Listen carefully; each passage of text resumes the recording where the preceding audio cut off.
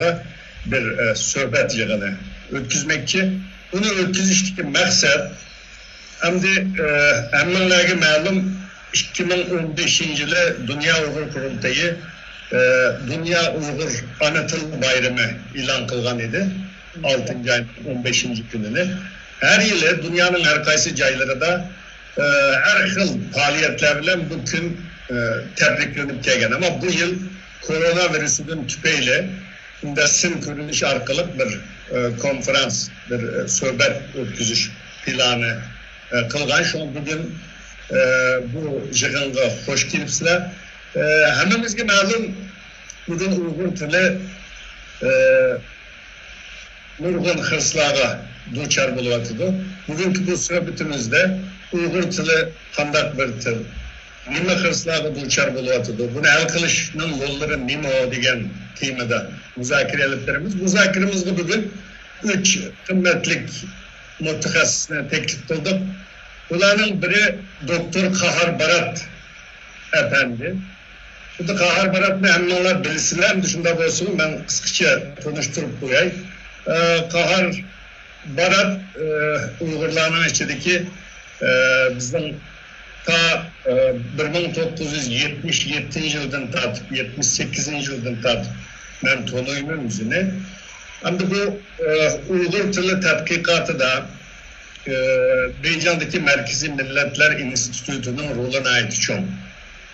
Şu vaklardan da Xitay hükümeti 1951 yılı bu enstitüt kurulgan. O kurulgandan keyin 1957 yıllarca normal Türkologiya da hukukçu terbiyelep geldi.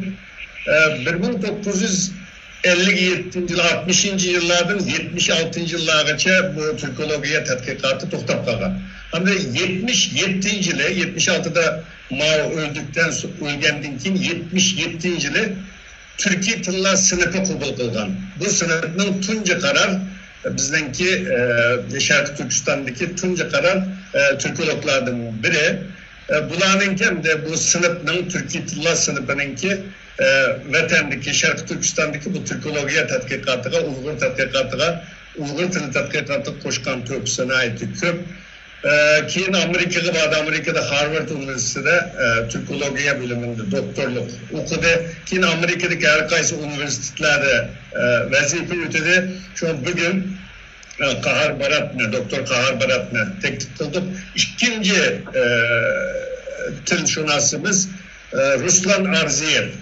Ruslan Arziyev Kazakistan'da tuğulup çoğun olgan. Şu yerde Abay Üniversitesi'de edebiyat kesmede okugan.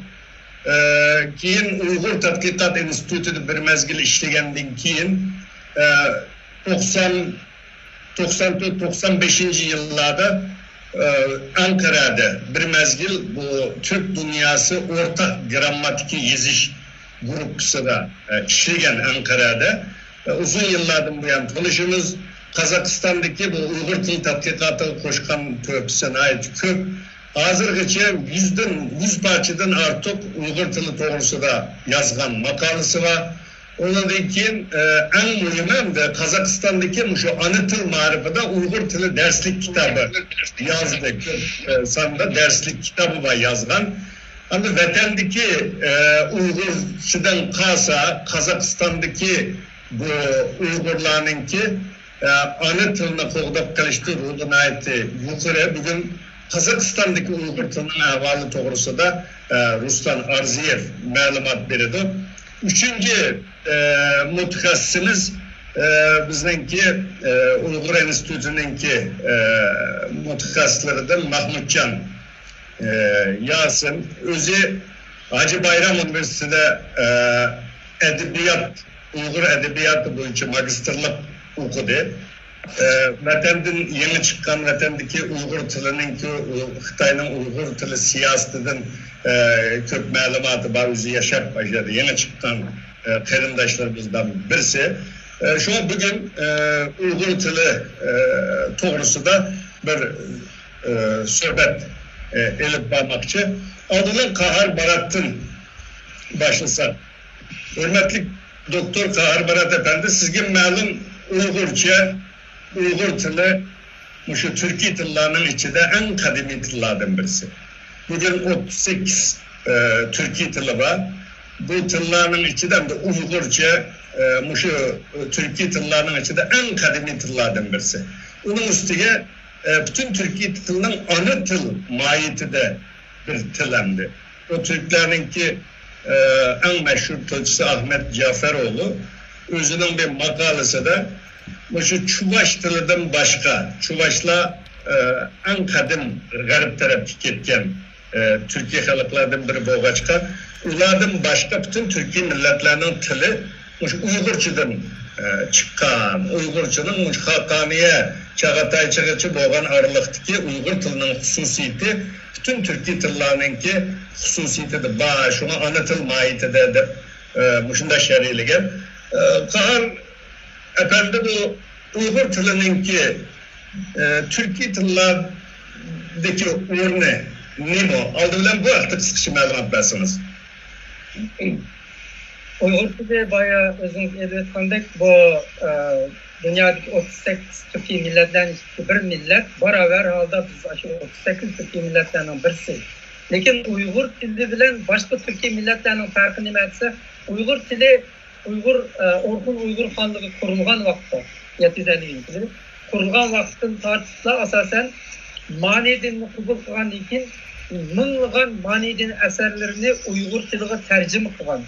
Mınlap mani muhlisleri Uygur ordusu yaşayan. Demek bu tercüme kılış jarayonida bu Türkiye tilini, kadimki Türkiye tilini birinci nöbet Uygurlar kitap tiliga, tercüme tiliga ve edebi ortaklaşkan edebi til derecesiga kötegen. Yani şu çağdaki mani rahiplerinin uzun yıllar şu tercüme kılış, kitap kılış jarayonida yaratkan hazır Uygur edebi tili Orta Asya'daki şu Türkiye milletlerinin içinde birden bir ta Çağatay edebiyat görmeyince birden bir edebi til okuyan til. Bunun en son rolü şu yani Uygur tili. Onun için Uygur tili bu mani Uygur kitap tili Budda Uygur tilini payda kılışta ve Hristiyan Uygur tillerini payda kılışta ve onun ki Karahan ve İdukut ve onun Orta Asya'da Çağatay tillerini hepsini payda kılışta şu kitap dili, mani kitap dili asasını yarattı. Hem bu ana tilininki mesela milli kimlikli şekillendirişteki rolü değil mi o Kahar Efendi? Hem de ana bir millet yaratışta her daim tilşünasla, antropologla, etnografçılar, tədqiqatçılar tilini her daim birinci orun koydu. Bu 18. asırdan başlap işlegen bir fikir. Onun için asasen Stalin şu Sovyet'te Marksizm ve tilşünaslık, Marksizm ve millet meselesi diye bir kaçı mühim eserlerini elan kılan aşının bu bir milletninki millet buluşuda tilini birinci orun koygan bu ras hem de. Şunun için tilinin rolü pek mühim. Eğer biz kelgüsünde tilimizni yokatsak biz hele hem Uygur yok olmaydı, ölmeyimiz. Lekin biz tilini okumaydıgan Uygur olup yaşayımız. Demek o millet Uygur milletin tükeyi. Evet, hürmetlik Profesör Doktor Ruslan Arziyev Efendi hem de Kahar Berat'na da ötkendik. Biz Uygurçu sözlüğe ki biz Uygur. Yani eğer biz tilimizni yokutup koysak Uygur bulamayız. Şuna bu ana til milli kimlikten şekillenişi de roluna ait köp. Hem tilşulaslar deydi til kişilerin birbiriyle alakalaşış vasıtası buluştum başka medeniyet, kültür ve o milletin mevcudiyeti demektir de izahlaydı. Tilini izahlığa vaktida. Şuna bu Kazakistan'daki Uygurlarını bu Uygur medeniyetinin, Uygur kültürünün, Uygurların mevcudiyeti için ait mühimdi. Bu Kazakistan'daki Uygurların nüfusu bu köpen uzun tarihka takışıdı. Hem de bu iki okşumaydıgan imla işletimiz hem de Kazakistan'daki Uygurlar bilen vatandaki Uygurlar. Bunu 90'lı yıllarda bizim vatandaki tilşunaslar bilen merhum Seydi Vakkasop'la köp görüşüp şu imlanı birlik keltüreyle de köp yığınlar açkan ama bu çoğunlar vafat bolgandan keyin ham siyasetning o'zgarishiga ergishib u uzilib qoldi. Siz bu Qozog'istondagi Uyg'urlarning ana til ahvoli to'g'risida qisqacha ma'lumot bersangiz. Qanchalik Uyg'urlar va ana til bilish nisbati qanchalik bu haqda qisqacha ma'lumot bersangiz. Yaxshi, endi Qozog'istonda rasmiy ma'lumot bo'yicha 250 mingdan ortiq Uyg'ur bor. Bu endi ba'zilar 500 ming, ba'zilar million deb ketadi, biroq haqiqiy ma'nosida unchalik emas. Shu 250 ming Uyg'ur degan undaq Sovet davridan kelayotgan bizniki Uyg'urlarniki shu o'sish dinamikasini qaragan bo'lsak, shundaq bir sonning bo'lishi tabiiy. Bundan ortiq ekan emas. Endi yana shu statistik ma'lumotlarga qaraganda Uyg'urlar Qozog'iston Uyg'urlarniki mutlaq ko'pchiligi 100% ga yaqini o'zimning ona tili qaysi degan vaqtda Uyg'ur tilida ko'rsatildi. Endi o ana tilini bilish darajasi qanchalik deganda bu sal farqlanadigan masala. Masalan, shahardagi Uyg'urlarningki ana tilini bilish darajasi bilan Uyg'urlar zich o'rnashgan dahiradagi yezlardagi ana tilini bilish darajasi endi o'xshamaydi o'rasiga. Masalan, bu shu Bayseyit degan yezimiz bor, Uyg'urlar nahiyalar bor, o'shanga Qozog'lar bilan Uyg'ur yezlari bor. Bu yerda Uyg'urlar zich o'rnashgandan bu yerdagi Uyg'urlar shu kichigidan shu boshlablar ana til muhitida yashaydi. Boshqa muhitda ko'maydi. Maktab qilganda boshqalarni qo'shib o'rganish mumkin, biroq maktabda ana til o'qigansa ular boshqa muhitning ta'siriga ancha kuchligan. Endi televideniyada biz buning ta'siri bo'lishi mumkin. Biroq ana til muhitida baribir besim bo'ldi. Uyda, qalada degan so'z. Endi bu yerda Uyg'urlarniki Qozog'iston Uyg'urlarning ana tilini saqlab qolish, taraqqiyot tuzish imkoniyatlari haqiqatan boshqa sezishganda yaxshi desak bo'ldi. Bu endi Sovet davridan kelayotgan Uyg'ur maktablari bor. Uning boshlang'ich Ro'zbaqiylar bo'lgan 18 yildan boshlab Uyg'ur maktablari bor. Endi Qozog'iston mustaqil olgandan keyin bu maktablar saqlanib qoldi. Bu endi Qozog'istonniki maxsus shu yaxshi bir milliy siyosatniki Uyg'urlar bo'lgan yaxshi bir ko'z qarashning belgisi deb o'ylayman. Sababi 1991-yili Qozog'iston mustaqillikni olgan vaqtida iqtisod nihoyatda og'ir vayronchilik uchrab ketgan. Biroq shuni qaramasdan bu maktabga bir reformalar kirish kerak. Maktab deganda butkul ideologiya shu yerda. Burungi darslarni qoldirib, yangi darslar yeyish kerak bo'ldi. Mustaqil Qozog'istonning mustaqil darslarini yeyish kerak bo'ldi. Biroq u darslarni yeyish uchun ko'p ақша mablag' kerak bo'ldi. Shunday vaqtlarda bu yerda o'ris tilida darslar chiqdi. Mumkin qozoq tilida darslar chiqdi. Mumkin uyg'ur tilida, o'zbek tilida, tojik tilida chiqdi. Tojik tilida ozroq darslar. Chunki maktabning oz o'quvchilar soni oz. O'zbeklarniki nisbatan ko'p, bizning shikast ko'plarniki maktabda o'quvchilar soni. Biroq 91-yillarda o'zbeklar maktabdagi darslikni O'zbekistonda oladi. Shu vaqtda bir masala turdi. O'sha uyg'ur tilida darslarni chiqarish kerakmi, kerak emasmi? Buni qo'shimcha yana maktab aqsh chiqarsa qanday bo'ldi? Uning ustida bizning iqtisodimiz eg'irg'o degan vaqtida universitet xodimlar o'zlari maslahatlashib, "Yo'q, uyg'ur maktablarini saqlab qolamiz" desak, uyg'ur darslarini chiqaraylik deb, shu Qozog'iston o'zining iqtisodiy jihatdan eg'ir vaqtni qarmasdan uyg'ur tili darslarini chiqardi, shundan uyg'ur maktablarini saqlab qoldi. Agar shu vaqtda shu iqtisodiy eg'irlik yana boshqa masalalar bo'yicha shu darslarni chiqargan bo'lsa, balki bugun u maktablar bo'lmadi. Mana hozirda shu 30 yilga yaqin vaqt o'tadi. Dars maktablarimizning endi o'quvchilar soni sal azaydi, biroq maktablarimizniki soni azaygani yo'q. Maktablarimizdagi bilim tizimi yomon emas. Shu Qozog'istondagi shu boshqa maktablarga o'xshashlar, qozoq rus maktablarga o'xshashlar taraqqiyot bor. Maktablar to'g'risida desak. Endi maktabdan boshqa bizda ona tilini saqlash uchun davlat tarafidan maxsus chiqarayotgan Uyg'ur ovozi degan gazet bor. Undan keyin davlatning hisobida faoliyat olib berayotgan Uyg'ur teatri bor Olmutda. Undan boshqa Abay universitetida Uyg'ur tili adabiyot muallimlarini tayyorlaydigan, davlatning tayyorlaydigan Uyg'ur bo'limi bor ishlayotdi. Sharqshunos institutida Uyg'urshunos markaz bor, buningdek emas, biroq endi har holda bu yerda 4-5 adam ishlayotdi. Bu şan hamsi men darajada shu Qozog'istonda Uyghur mektep, Uyghur tilinin ana til ретінде saqlanıp kelish uchun boshqa natijalarga qaraganda nisbatan yaxshi imkoniyatlar bor. Rostga. Mahmudjon hamda sizlar yeni Türkiye'ye kelgeli uzun bo'lmadi. Endi hammamizga ma'lum 1991 yıl Sovyet İttifakı yemirilgandan keyin 93'te Abdunum rayonida bir yig'in ochiladi. Bu yig'inda o'sha qo'sh tillik ma'rifni yo'lga qo'yish qarori ilindi. 96'da Xitoycha seviye imtihanısı yo'lga qo'yiladi. 2003'ten itibaren o'sha 10 yil ichida bütün Sharq Turkistondagi maktablarni Xitoycha ma'rifga o'tish planini tuzdi. Ama bugün qaraydigan bo'lsak, hakikaten biz ilgiligen ma'lumotga qaraganda bütün Sharq Turkistonda başlangıçtan oliy maktabgacha ana tilda ma'rif amaldan qoldirildi. Hamda hozir buni nazarda tutib qaragan vaqtimizda Uyghur tili duchor bo'layotgan masalalar nima sizcha? Bugün Uyghur tilininki duchor bo'lgan masalasi acizlik bosqichida deb o'ylayman. Endi Xitoylarninki maqsadi Uyghur tilini faqat bir yo'qotib o'tish.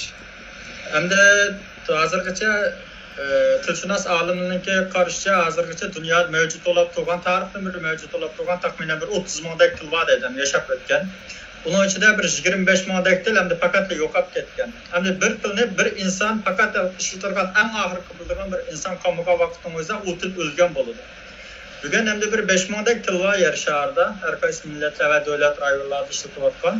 Hem de Uyg'urlar meyli yashagan jo'grafiyaviy o'rni sifatida Sharq Turkistondagi jo'grafiyaviy o'rni bo'lsin, meyli o'zining nüfus soni jihatdan bo'lsin, hem de shu dunyodagi 5 ming tilning ichida ham de en aldaki bir 100 tilinin içinden de nüfus jihatdan kirgidek çoğun tillarning biri hamda bu kichik bir ish emas Uyg'ur tili.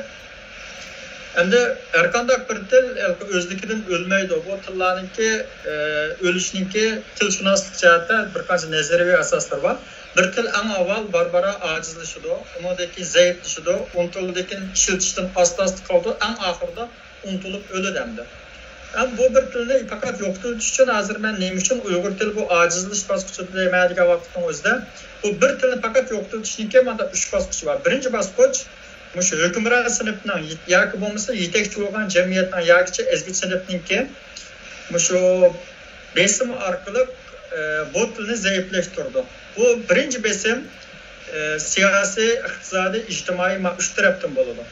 Endi buningki siyosiy besim qanday bo'ldi desa, bizning vatanimiz Sharq Turkistondagidek hozirgidek ona tilini cheklash, faqat ona tilini cheklash, u rayon yoki u millat egilarining ona tilini ishlatish huquqini qo'lga bermaslik, bu vaqtdagi qonun, nizom, yerlik siyosatlar orqali siyosiy jihatdan besim tushirib, u tilninki ishlatish doirasini ham ojizlashtiradi. Ikkinchisi ijtimoiy besim. Endi ijtimoiy besim degan nima degan vaqtda shu millat egilarining ishlatilgan tilninki ma'rif, televiziya, media, neşr, efkar, kundalik xizmat o'rinlari qatorliq bu aloqa rayonlarida u tilninki ishlatish, iste'mol qilinish darajasini to'valtib o'tgan vaqtning o'zida tabiiyki u tilning iste'mollik darajasi yillarning o'tishi bilan to'vallab bordi.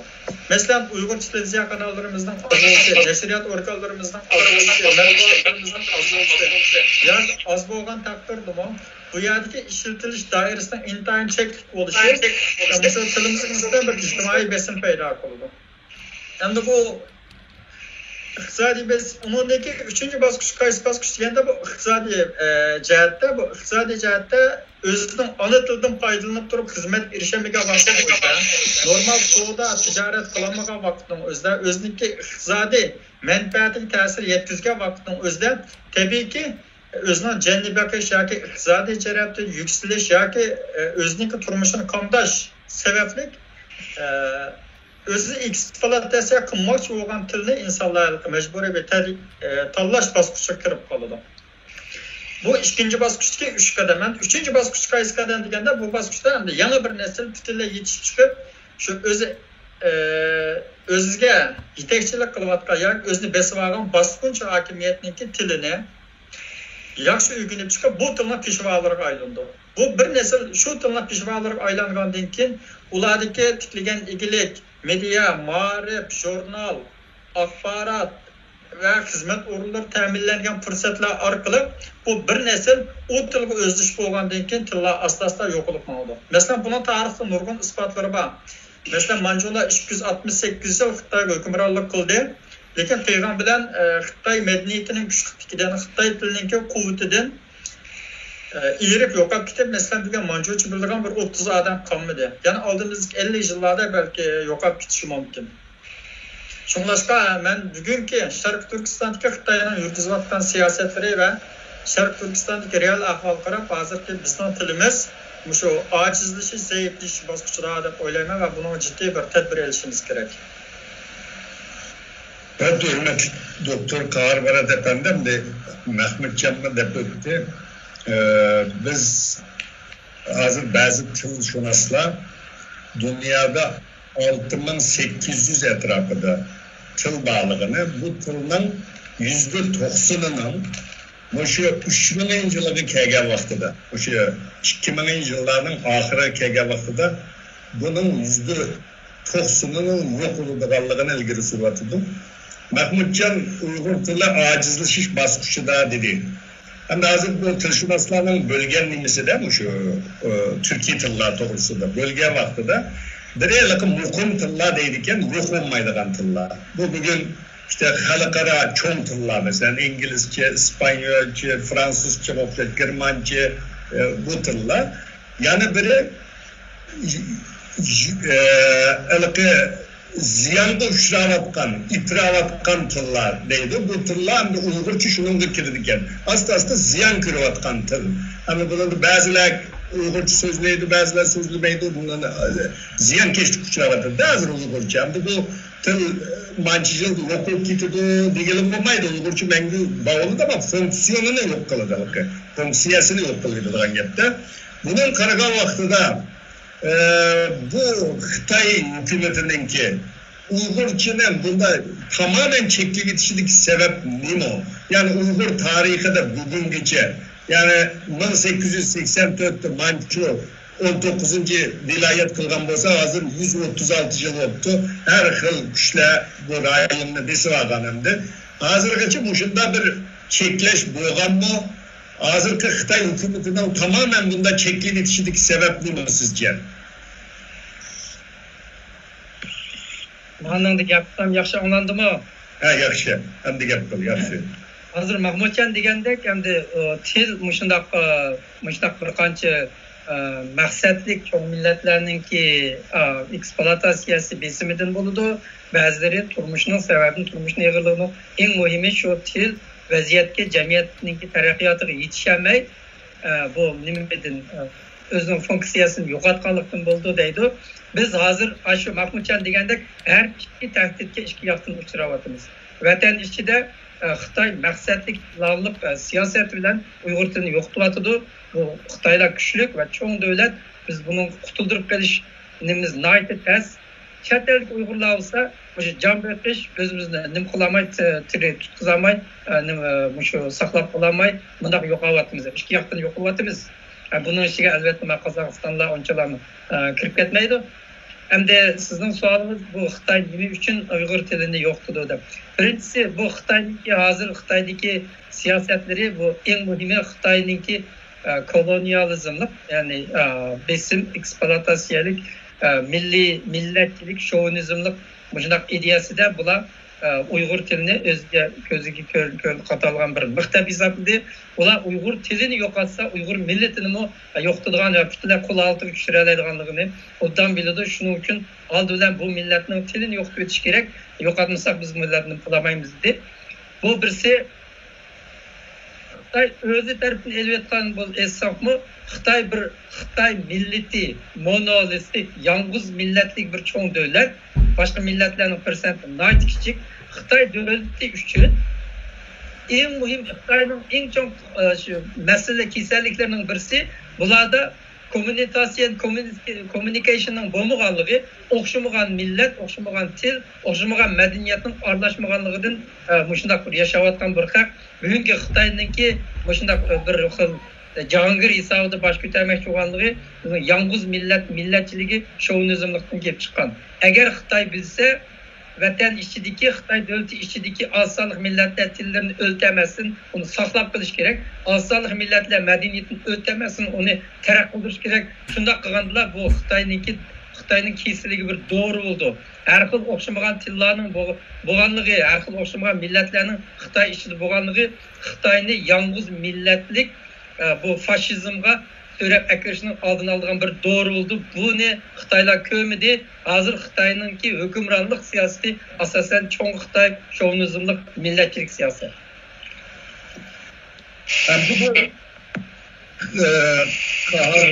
Efendim siz yani bir soru sormak için. Hem de bu Xitaylar bu Uygur tili bilim tili emas. Bilimni Uygur tili bilen elip bağlı bulmaydı o. Bay til emas. Onun için Uygurlarınki muşunda kiyin kılışı, terakki kılmaslığı rayonunki. Muşu tili bilen münasebetlik degen nezariyelerini oturup koyardı. Sizge malum Budizm normları, felsefi eserler. Onun dikin Uygurlar bunun da 1000 yıl burun tiyatro eseri yazgan bir halk. Uygurca hakikaten muşunda Xitay degendek ilim tili emas mı? Birincisi Xitaylar hazırgıça hieroglif harfini işletiyordu. Uygurlar elifbelik harf işletiyordu. Bu asman zemin tarix qilgan dunyo madaniyati, millatlar madaniyatiga nayt cho'ng tarixning birisi. İkincisi madaniyat jihatini ilib biz 10-asr, 9-asrlarda bu Greklarning İsop meselelerining tercümesi tepildi. Hristiyan dinininki İncilning tercümeleri tepildi. Bu vaqtlarda dunyoning hech qanday yerda bunday esil asarlarning tercümeleri bo'lib boqmagan. Bu madaniyat taraqqiyotida Uyg'urlar hech qachon bu halkı biz ulardan kem kalgan emas. Hem de bu Kanyuvi 1911 yılı padişaha mışındak nimkulaylı yeni mekteplerini açaylı dep 10 xatlik teklifnamını yazganda bizninki Atuş, Gulca, Ürümçi qatar yerlerde onda mektep, zamanvi mekteptin 12'si kurulup boğan. Hem de Xitay 56 millet dep atayımız 56 milletlerin içinde öz tili bilen üniversiteni tügütelligen derecede mektep yaratkan Uygurlardır. Mesela özümüzde yenimizdeki Mongollarga, Tibetlerge, nimelerge seyiştirsak bu başka asal milletler sürüde hiç kayısı bizçilik bunda öz aldığı öz tilide üniversiteni bitirelgidek dersliklerini tüzüp sıralgan emez. Biz 50 yılları Marx'ın Kapital degen kitaplarını Uygurçaga tercüme bulup boğan. Şoňlaşka bu Xitaylarning o biz ilgar qalaq degeni bütünlüğü hata qalaq ilgar qalaq kelgende hazır bulatıq endi yol meňişini öýgensin, bir medeniyet öýgensin, kızları endi kulluğun teşini öýgenip atydy. Buna kelgen çagda biz allaqaçan bulardan 50 yıl burun Avrupa alışıp boğan bir millet, ilgar millet. Lekin Xitayninki şovinizmçılığı Uygurdek muşundaq bir kiçik garip milletinin bu Xitay içinde turuşunu bular sığdıramady. Rahmet Profesör Doktor Ruslan Arziyev Efendi hem de siz Kazakistan'daki Uygurlarının tıl ahvalını sözlep öttünüz abiyatın. Hem de bu Sovyet İttifakı parçalanıp bu Cumhuriyetler mustakil oğlu hazır 30 yıl dolayı dep kaldı. Bu 30 yıl ceryanında nurgun özgürüşler bol demdi.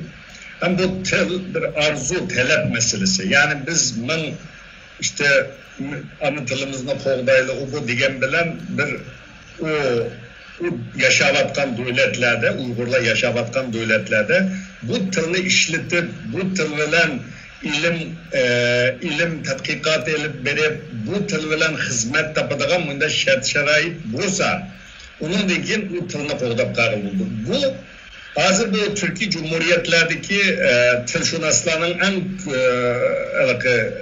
en sıravatkan tarafı, hatta mustakil devleti bağlamı, hazır bu tıllarını taşlap koyup yani bir Rusça mektapları bildiğin ballarını, Türk'ünün Rusça mektapları ballarını birivatkanlığını, anı tılga ehmiyet bir işten ki biraz çikinivatkanlığını davat ediyor, yazıvatıdır.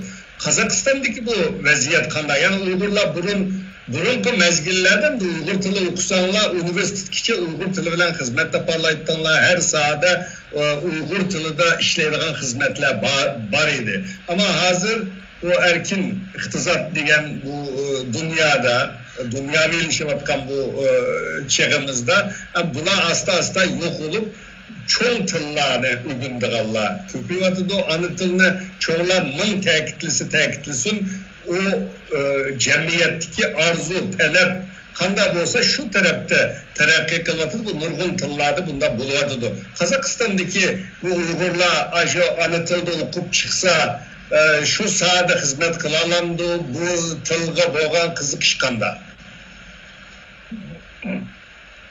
Endi Sovet devrida shu Qozog'istonda ruslashish juda dayjit bo'lgan. Qozoq maktablarininki nihoyat ozib ketgan. 700 ga yaqin maktab kelib ketgan qozoq tilidagi. Qozoq yoshlaridagi 40% o'zining ona tilida bir degandek daraja bilmaydigan darajaga yetib qolgan.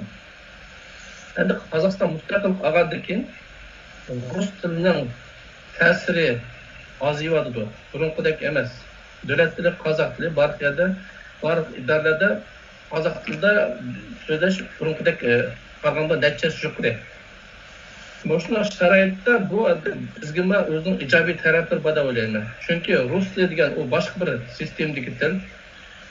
U tilni o'rganishning o'zining ma'lum bir ta'siri bor, uning uchun ma'lum bir kuch chiqish kerak, izlashga kirish kerak.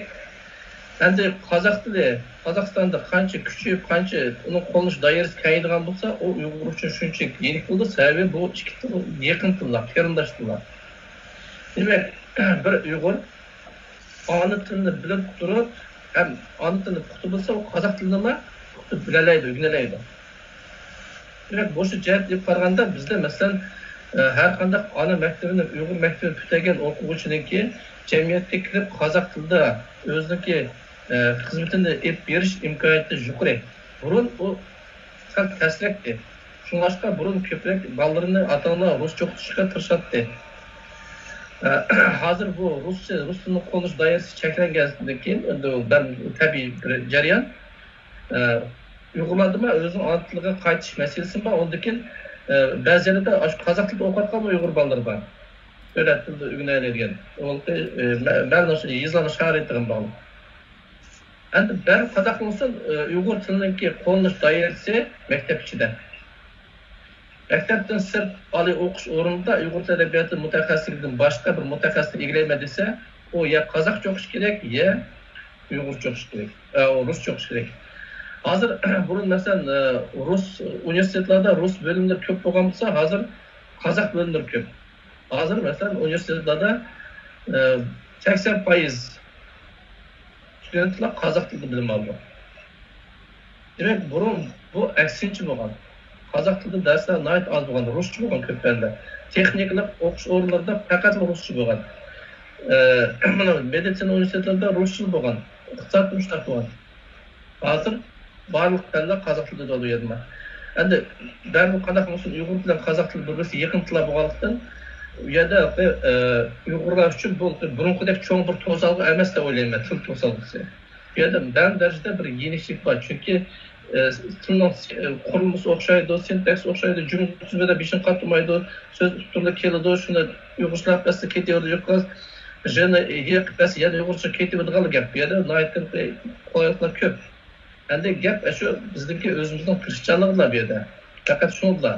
Bizda masalan maktablar bor, muallimlar hukumat maoshi berdi, binoni ta'minlay xarajat, darslarni chiqarib berdi, qancha o'quvchi kerak, o'quvchi shuncha dars chiqarib berdi.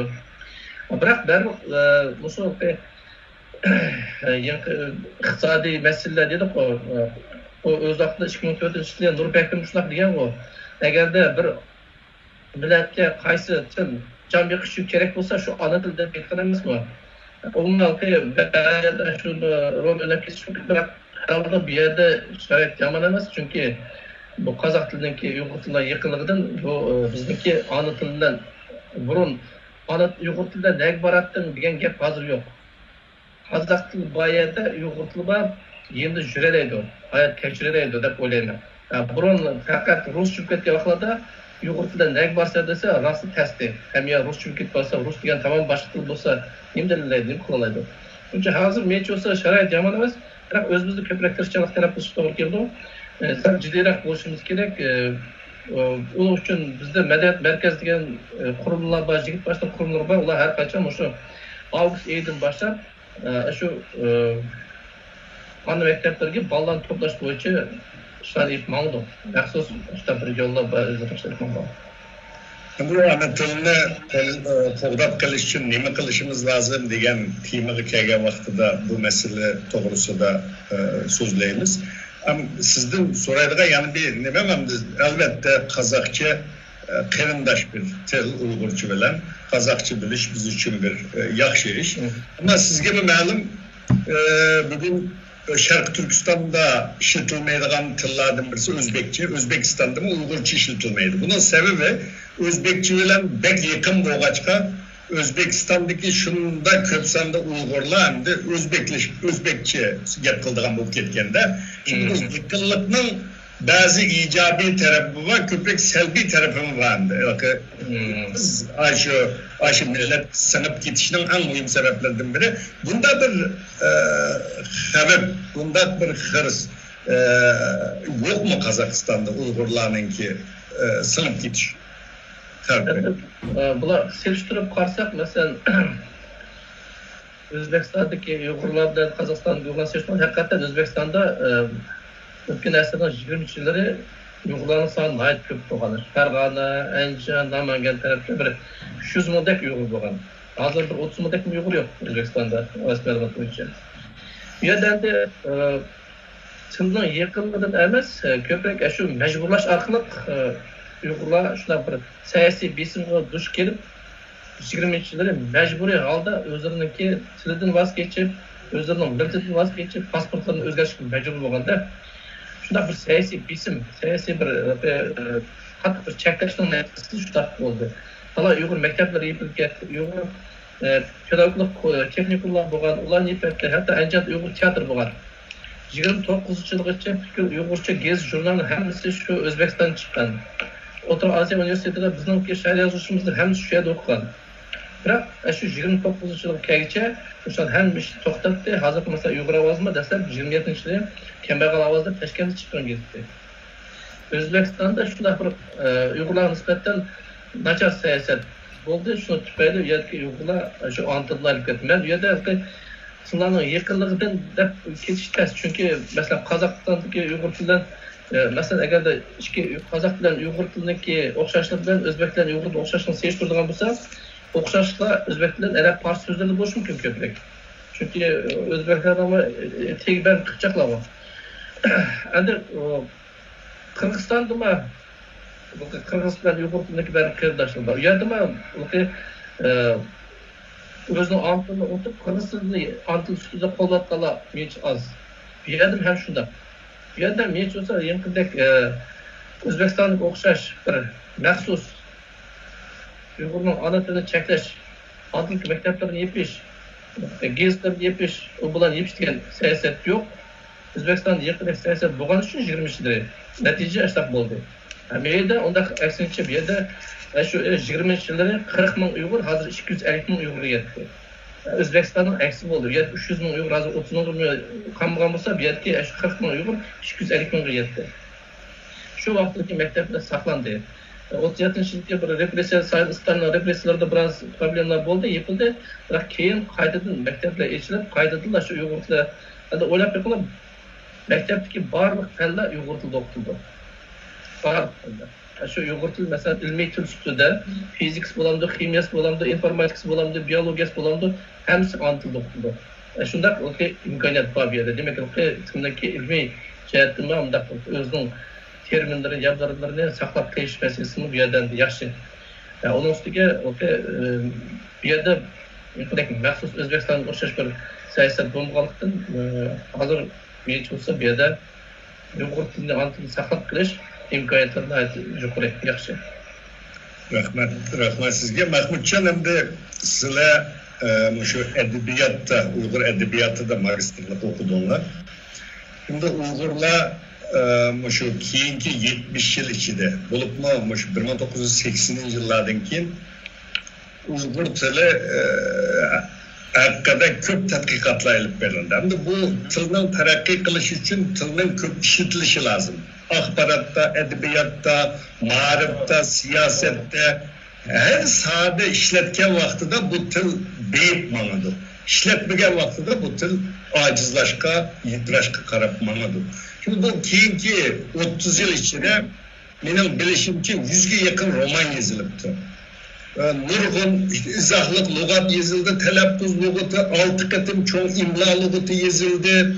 İmlada deslapki yıllarda biraz halk tılığı yaklaşıdığın bazı tarihi imlanı asas almay bazı buzulgan işler boğan borsumu keyinki yıllarda en ahırki imlada bu biraz tüzde bence Uygurca ölçemlik til buluş için köp hizmetler kılındı. Ben bu til bayramı münasebeti bilen hem Kazakistan'daki hem Şarkı Türkistan'daki tüm tilşunas ustazlarımızla vefat boğanlarını bu yerde yatkan yeri cennet olsun deyme, yaşavatkanlarının ömrü uzun olsun.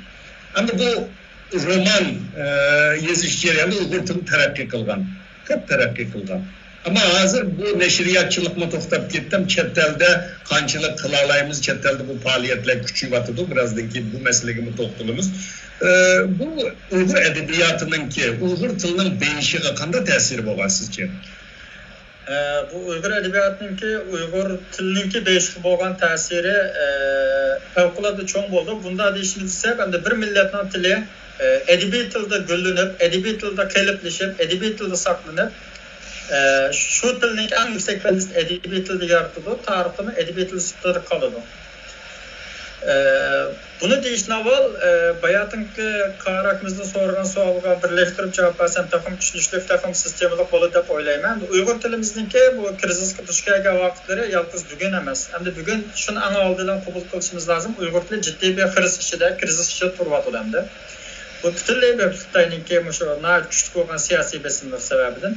Lekin bu tilimizniki tarixda tunji qatim manda krizis qolgan ahvol emas. Tilimizniki birinchi qatim krizis qolgan ahvoli Qarxoniylar davrida 10-asr.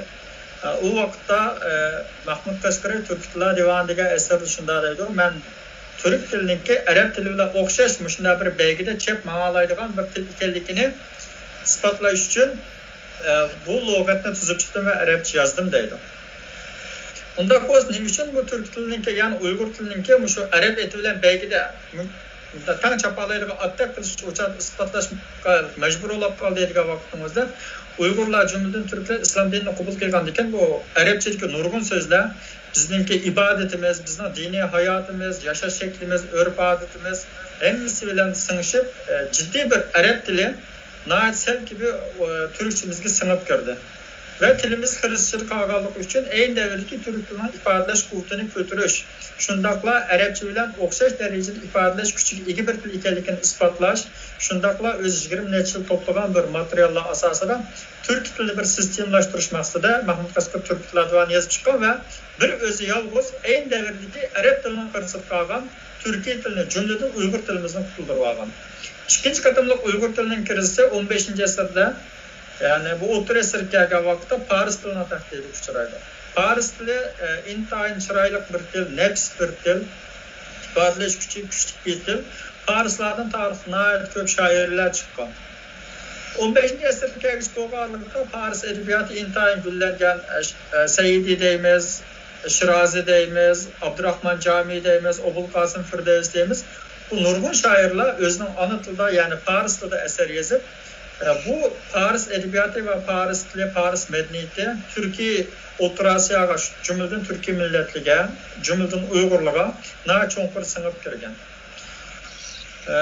Obul Qasim Firdevs o'zining shaxsnamasida shunday deydi, chunki Obul Qasim Firdevsning yashagan davri Sulton Mahmud G'aznaviyning, ya'ni turklarningki Parislarga hukmronlik qilayotgan bir mezgilda Shahnoma nomli ashu bir tarixiy bir dostonni yozib chiqib, şu orqali 30 yil ejrimdan shu bo'ldi bino Ironni qutqazdim Paris tilida deydi. Ya'ni men Ironni turklar besib olgan zaminda va o'zimning tilida qutqazib chiqdim shu dostonim orqali deb iftixor qildi. Endi 15-nji asrgacha bizning nurg'un shoirlarimiz ayni vaqt asosan o'zining ona tilida asar yozishda yozmagan. Asasen Paris yazıp, Arabi hasalist, Farsi şekerist, Türkiye üniversite, Arap dili, Esel dili, Parisli şeker dili, Türk dili, Hüner dili de fakat Hüner dili dersi düşürüp koygan vaktimizde bizimki Elşir Navai, yani Uygur edebiyatının intihar çok sıdiki, en yüksek çok sıdiki şairimiz. Nəhayət küçük olğan bir milli qurur və özünün ana tili olğan məsuliyyətçilik bilan zor bir türküm əsərlərini Türkiyə til yazıb çıxırdı. Və özünün Ayratul Əbrar namlı dastanı şunda deydi ki, Türkçe nəzmisi tartib ben ələm eyledim ol məmləkətinə bir qalam. Yani Türk nəzmisini ben ələm tartdım və Türk dildəki bir bütün məmləkətini mən qəlbim bilan aldım deydi. Endi bugün kelsek, bugün Xitaylarniki şu tashqi siyasetleri ve tashqi siyasetler mecburluk koygan içki sebepler tüpeyli tilimiz hem de bir şu Hristiyan duş kılıbatıdı. Hem de bu bir tilini Hristiyan tutulduruz için manda iki xil amil var ki birisi bir bütün millet azalarının şu tili boğan köyümçalığı ve mecburiyetin ada kılışı. Yani eğer özünün ana tili köyенse onun üstünden özü bir milli mecburiyet eskiyse şu ana tilini, sözleşini, yazışını toktatmasa bu til yaşaydı. İkincisi yek şahsının küçümü intihar küçük oldu. Mesela biz bir Mahmud Kaşgar'dan, Elşir Navai'den bilaleyimiz. Yani bir şahsına bir türlü kutuzluk kalıştı ki yek şahsının küçüğe mölçerliksiz zor oldu. Hem de bugünkü Uygur edebiyatımızdaki şu tilimizden kalıplaştırış ve ana tilimizi boğan hem de ahmiyet hakkında toxtalga vaktimizde dervaka 1982 yıldaki bir Türk'üm romanlar çıktı. 2012 yıldaki bir statistikada Uygur edebiyatında 2012 yılgacha 250 parça etrafında roman çıkkanlık ve statistik çıkkan. Onun için 2018 yılgacha boğan arlıkta Uygur'unki yazgan romanlarının sanına 50 parça yutuldu. Ondan başka bizde 11 neşriyat, 23 yerlik edebi jurnallar var. Merkezi Milletler Üniversitesi'nde mesela Maxsus Til Tədqiqat Mərkəzləri var, İctimai Fənlər Akademiyası var.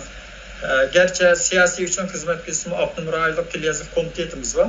Hem de keyinki yıllarda bizimki şu 94-93'e kalıplaşmağa imlalarımız kalıplaştı. Uygur dilinin izah lügatları işlendi. Nurgulluğun yazılgan romanlar, bolup tarihi romanlarının sayesinde bizimki istimaldan kalgan ya ki tep kalıbatkan nurgun tillerimiz saklanıp kaldı. Yani bir türlü bir millet azaları işletmegen, köyünmegen vakitinin özü de o til bağlansın özünün ifadeleş kurt acizleşmağıdır. İfadeleş kurt acizleşmağından deyken bu cemiyetin terakkiyatıga, insanların yaşıga bir vaz təsir gördü. Şunlaşka bu bizimki hazırda yazıp çıkan romanlarımızı saklanatkan her bir söz bizim kıymetli hazinelerimiz. Şuna keyinki yıllarda yazılgan romanlarınki, neşriyat organlarda ilan konulan edebi jurnallarına, yalnız romanlar emas yazılgan şiirler, hikaye, post, nesir ve tüzülgen lügatlarının mesela İngilizce, Arapça, Uygurca şu her bir tilde direkt asasen bizim lügatlarımız çıkan ki şu çoğun tillerden. Hatta şu tillardaki şu lügatlarımızdan tartib bizimki tilimizden koduk namayan kıldıran, tarih saklap kalgan nahit bir moyum amillarda paraydı.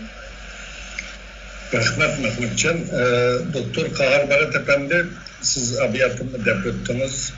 Biz Uygur tilemde nahit çoğun bir hükümran tilinin astıdır. Xitayçının hakimiyeti astıdaki bir tilemde Uygurca. Birleşken Milletler Teşkilatı'nın ki bir nemisi de, makalesi de, bir haberde bugün dünyada yok olup tillarının küpe, Arapça, Hanzulca, Xitayca yani Rusça, İngilizce, İspanyolca muşu tillarınki işitilatkan yerlerdeki küçük tillar oğallar muşu tillarının aslındaki tillar gelindi. Sizge mi məlum bugün Uygur devleti Orhon'da kurulgan Uygur devleti yemirilgenden keyin Han cemaatidikiler Genso kelip Genco Uygur bölüntünü koygan. Buna Serik Uygurlar geldi. Serik Uygurlarının hazırki nüfusu 11.000 etrafında 5.000'i Serik Uygurçu bildi. O 5.000'in içinde mi 60 yaştan 50 yaştan yukarı boğanlar bildi, yaşlar bilmeydi. Bunlardan bize okuyucular oldu, bu şekilde okuyan Serik Uygurlar oldu. Ben sordum, dedim sen özenli Uyghur iskılamsı, Xitay iskılamsı desem %50 Uyghur, %50 Xitay iskılımı deydi. Şimdi ben Uyghur olgaçkı belki %50 Uyghur iskılımı da program oluşu mümkün bana. O Xitay iskılış nispeti takım yukarı oluşu mümkün hem de.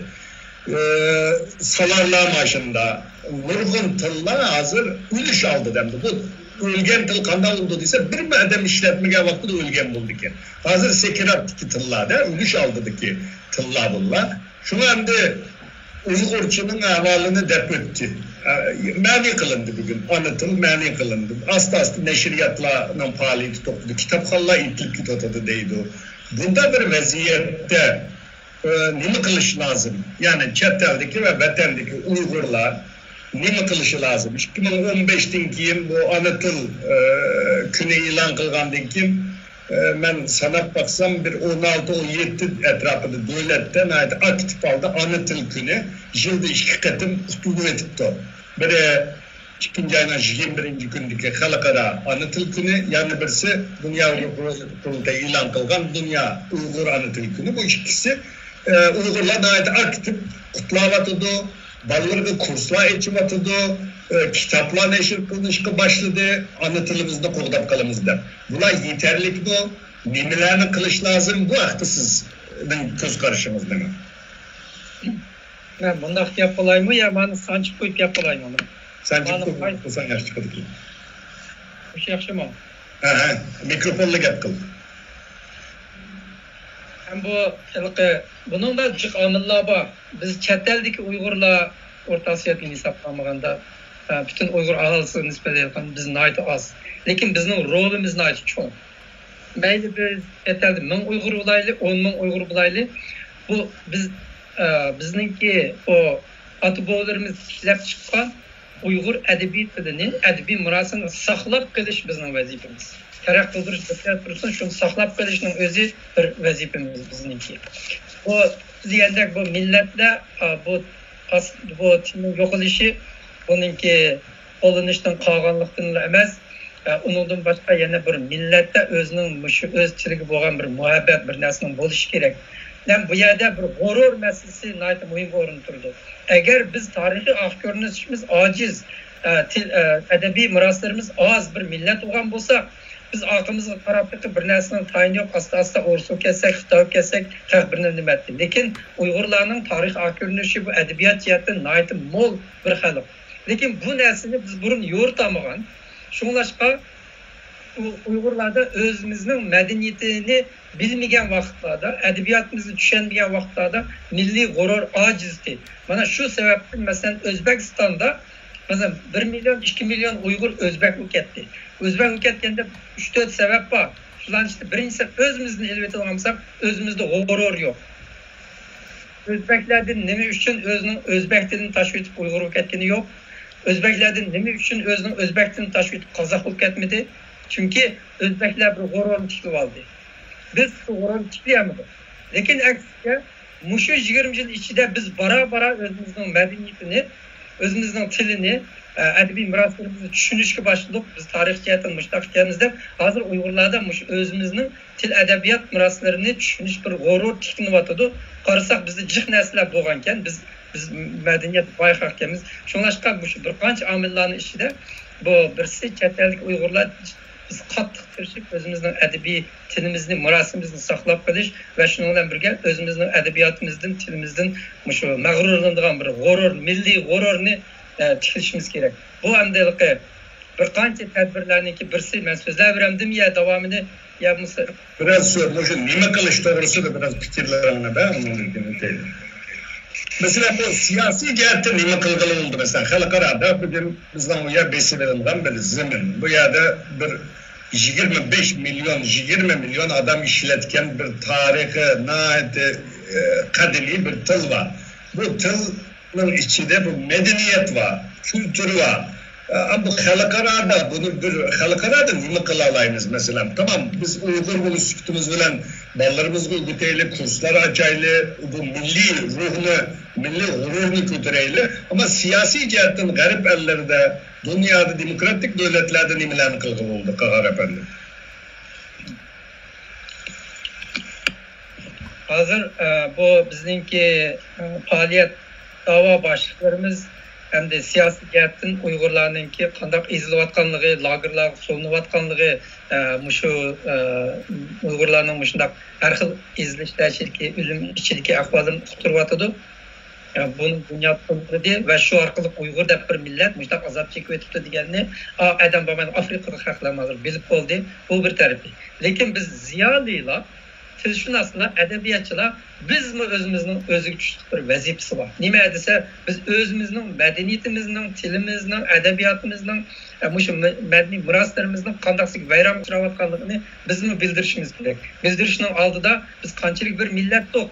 Biz bir yerlik indigenous qilib bir Xitoylar kelib o'rgatmasa, qilib qolgan xalq emas. Xitoydan tam darajada hatto undan burun biz zamonaviy ma'rifga yo'l qo'ygan, biz tarix jihatlardan har ikki narsani mushundoq Çin cho'shitgidek mirosdan yaratgan Chag'atay adabiyotini mushundoq ustun nimalar kelgan.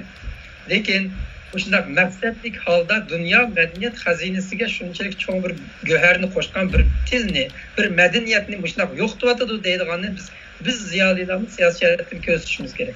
Şu közüşün aldığı bilen biz aldığımız baylıklarımızı, özümüzden medeni baylıklarımızı bütün dünya halkı bildirişimiz gerek. Bizim dokladlarımızda, bizim namayişlerimizde, bizim qanchalik medeniyet ilgiye baylıklarımız bağlılığını mı koşup koysak oldu, koşup halklarga bildirsek oldu. Bir muşundaq bir taraqqigan zamonaviy ilg'or g'arbleşken bir esil bir milletni Xitoy sig'dirmay mushtaq qiladi degan yan bir tarafni kishilar tushunish kerak. Bu birisi. Hem de konkretni mushu tilde hem de qanday qilib saqlab qolamiz chet eldagilar degan chaqda siz so'ramasam men davlat men oddiylashtırib aytganda ikki shart bor. Birincisi chet el yashayotgan Uyg'ur mahallari, Uyg'urlar o'tirishgan yerlarda birinchi shart cho'qim bizning bolalarimiz binodan yerga tushsa Uyg'urlar bilan cho'g'irlashib o'ynaydigan bir muhitni yaratishimiz kerak. Eğer Amerika'da balalar biz öyle Uygurca yapsak mı, yerge düşüp İngilizce para oynatsa o tüyüğünü. Türkiye'de mi eğer öyle işte Uygurca olup oyluğa çıkıp Türkçe yakıp oynasa bu tüyüğünü bu maksat emez. Birinci şart aşının yetiş gerek. Bunun yetiş için kanal kılımız çokum Uygur arallarını tikler, Uygur mahallelerine uyuş gerek. Bu birinci tedbir. İkinci tedbir Uygur tili de hazır bizninki əlifbə yazıvatımız, Uyğur məktəblərini içvatımız bu cəhət tirişçanlıqla yaxşı buatıdı dövlətlerde. Lakin onundan yuqori bir qədəm bizning zadi biz qaysi məqsədni yazsak, balalarımızı qanchalik dərəcədə Uyğurçalaşdırsak, Uyğur tilini biz qanchalik dərəcədə öyrənsək, Uyğur tili bo'ladi deganga bir şart bo'lishi kerak. Bunun bir oddiy javobi nima desa, Uyğur tilini bizning balalarımız o'rganib, pishig'lab, eng oxiri abstraktiv hukmlar bilan so'al so'ralaydigan, abstraktiv hukmlarga abstraktiv javob beralaydigan darajaga yetish kerak. Bu Uyg'ur tili eg'iz tili ravonligining 3-darajasi. Kam deganda, ana abstraktiv narsalar paranchalaydigan darajaga chiqsa, ma balamning tili chiqibdi deb hisoblasak bo'ldi. Tilshunos til jihatdan shunday ikki shartni o'rinlasak bo'ldi. Rahmat Qarar Baraber benden bu doktor Ruslan Arziyev siz gibi malum hem de Uygurca Türkiye tili. Yani Kazakça, Kırgızca, Özbekçe bu lavlar kırındaş tıllarla. Hem de biz tarihte Türkiye milletlerinin iki edebi tili olan biri Osmanlıca, yani birisi Çağatayca. Hatta Türkmenlerin meşhur şairi Mehtum Kulimu şiirlerini Çağatay tili bilen yazgan. Kazaklarının alimlerimi Çağatayca yazgan. Kırgızlarını şundan. Şimdi bu kırındaş tılını Xitay mani kılvatıdır. Yok kılış siyasi elbette bütün dünya birliklik emdi.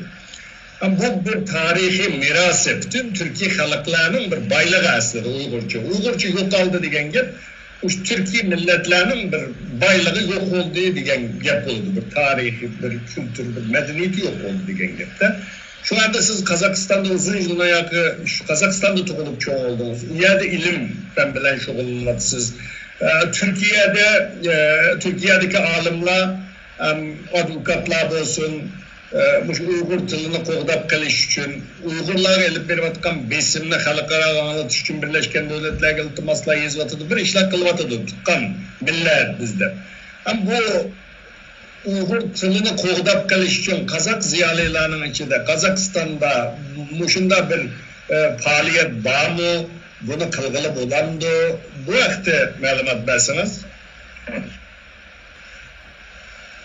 Qozog'istonda Uyg'ur tilini qanday qo'llayotdi, Uyg'ur tiliga qanday yordam beradi deganda biz o'sha ona maktablarimizni, Uyg'ur maktablarini ko'z oldimizga keltirsak bo'ldi.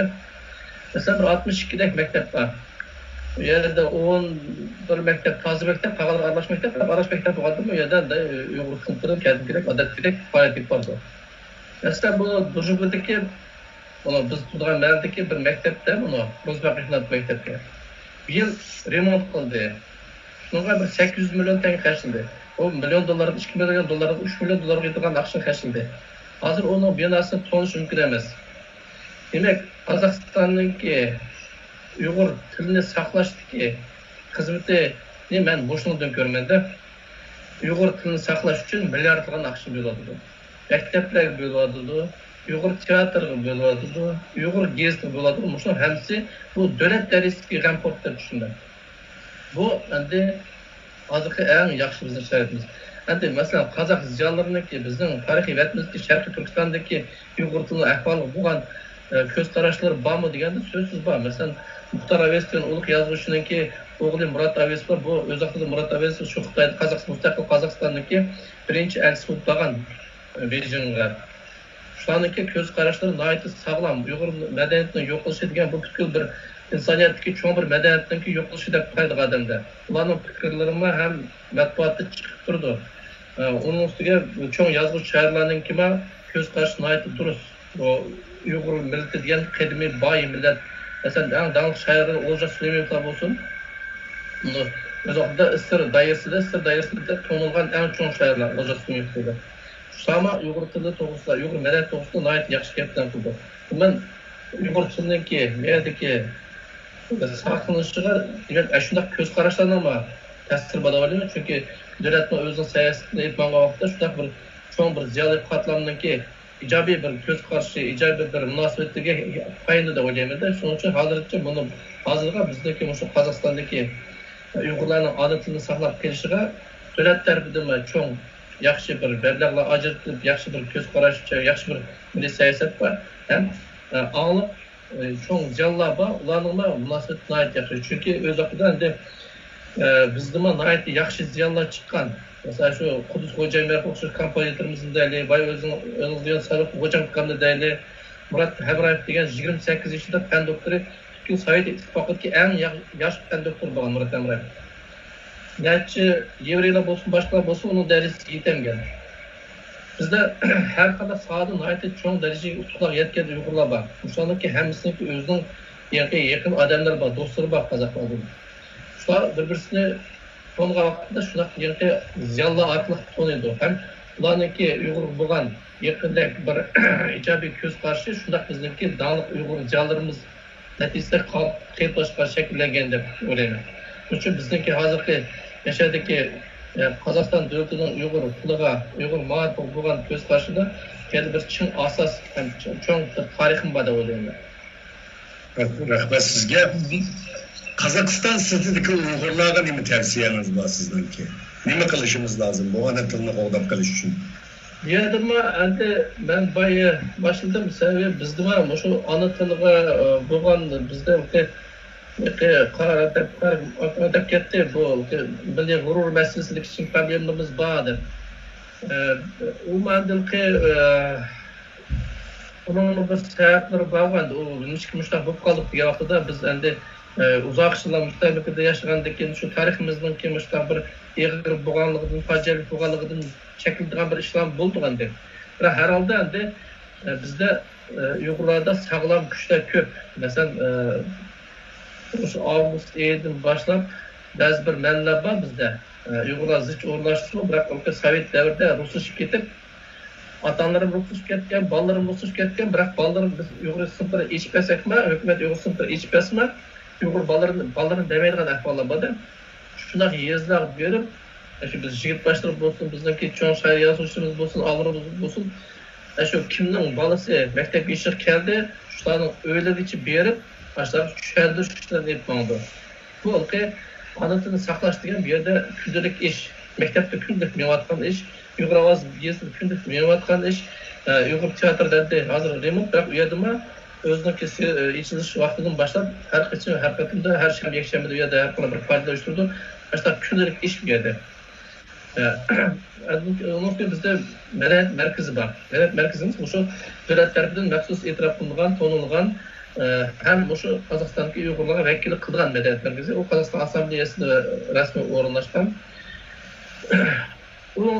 O medeniyet merkezining qurilmalari shu Cumhuriyetlikdan boshlab viloyatlik, nahiyalik, yeziq degan qurilmalar bor.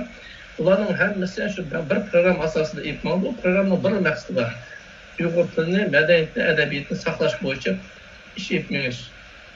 Ularga hech qanday bir to'sqinlik yo'q. Mana maktab bor, darsligim bor, ma'lumim bor, binoning turli chiroq remontlangan.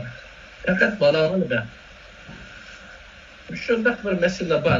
Hozir vaqtda endi bolalarni bir yaxshi maktablarda o'qiyapti bo'lganda masalan bir davlatga emas, haqiqiy bir maktablarda berib o'qitilgan bir imkoniyati bor odamlar shunday bir qilib ketishi mumkin. Biroq ko'pchilik endi baribir qanaqa bo'lsa bolalarni antlig'i berdi ham shu yo'lda bizning ziyonlanma, jigitbashimi har qachon doim faoliyat ko'rsatib. Ben de qo'shib chiqqan bo'laman. Aha. Tushundingmi? Ularda bo'ldi, ha. bu tadbirlar haqida men bundaq bir fikrni qo'ymoqchi. Qo'yish maqsadim. Bu Uyg'ur tilini Qozog'istonning sirtidagi bir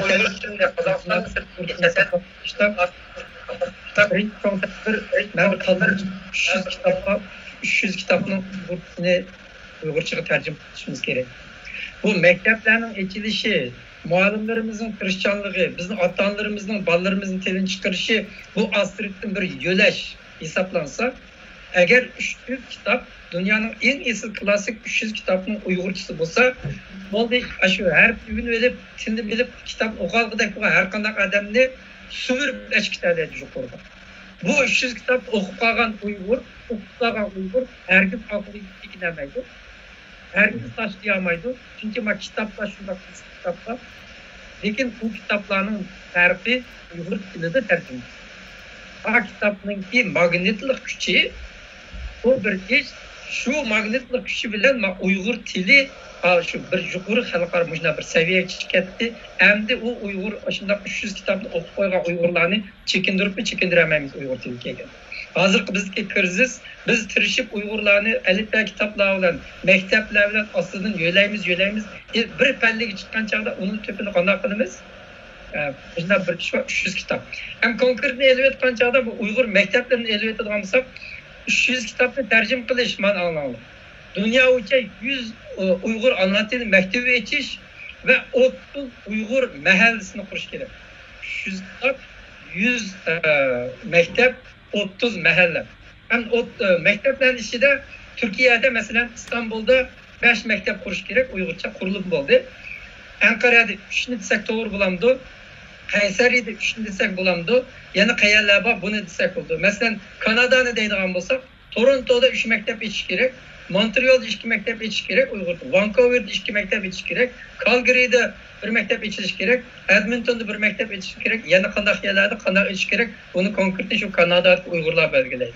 Amerikani elbet qilsak, Washingtondagi Uyg'urlar Kandigan 2 maktab kerak, Boston'da 1 maktab kerak, Los Angeles'da 2 maktab etish kerak, San Francisco'da 1 ve başka şehirlerde yana davomli etish kerak. Avustraliyada elbette olmasa Sydney'de Uyg'urlarcık, bu yer Adelaide'da Uyg'urlarcık, Kandigan 2 ya 3 maktab etildi. Sydney'de 2, Melbourne 1, başında aşağı nimbu işkildi. Avrupa devletleri, Germaniya, Finlandiya, Şvesiya qatarlıq her qaysi devletlerdə məktəblərinin etiliş sani aşındaq buluş kerak. Yani onun en axır kelgan çağda biz yana dedik, biz shuncha tirishib, biz shanba demay, muallimlar vaqtini shuna ajratib maktab ochsak, bizning bolalarimiz chiqib yana turkcha, yana inglizcha gap qilib o'ynab yurdi. Bu to'g'ri emas. Uyg'ur bolalar cho'qim ana tilida chuvur o'yinlar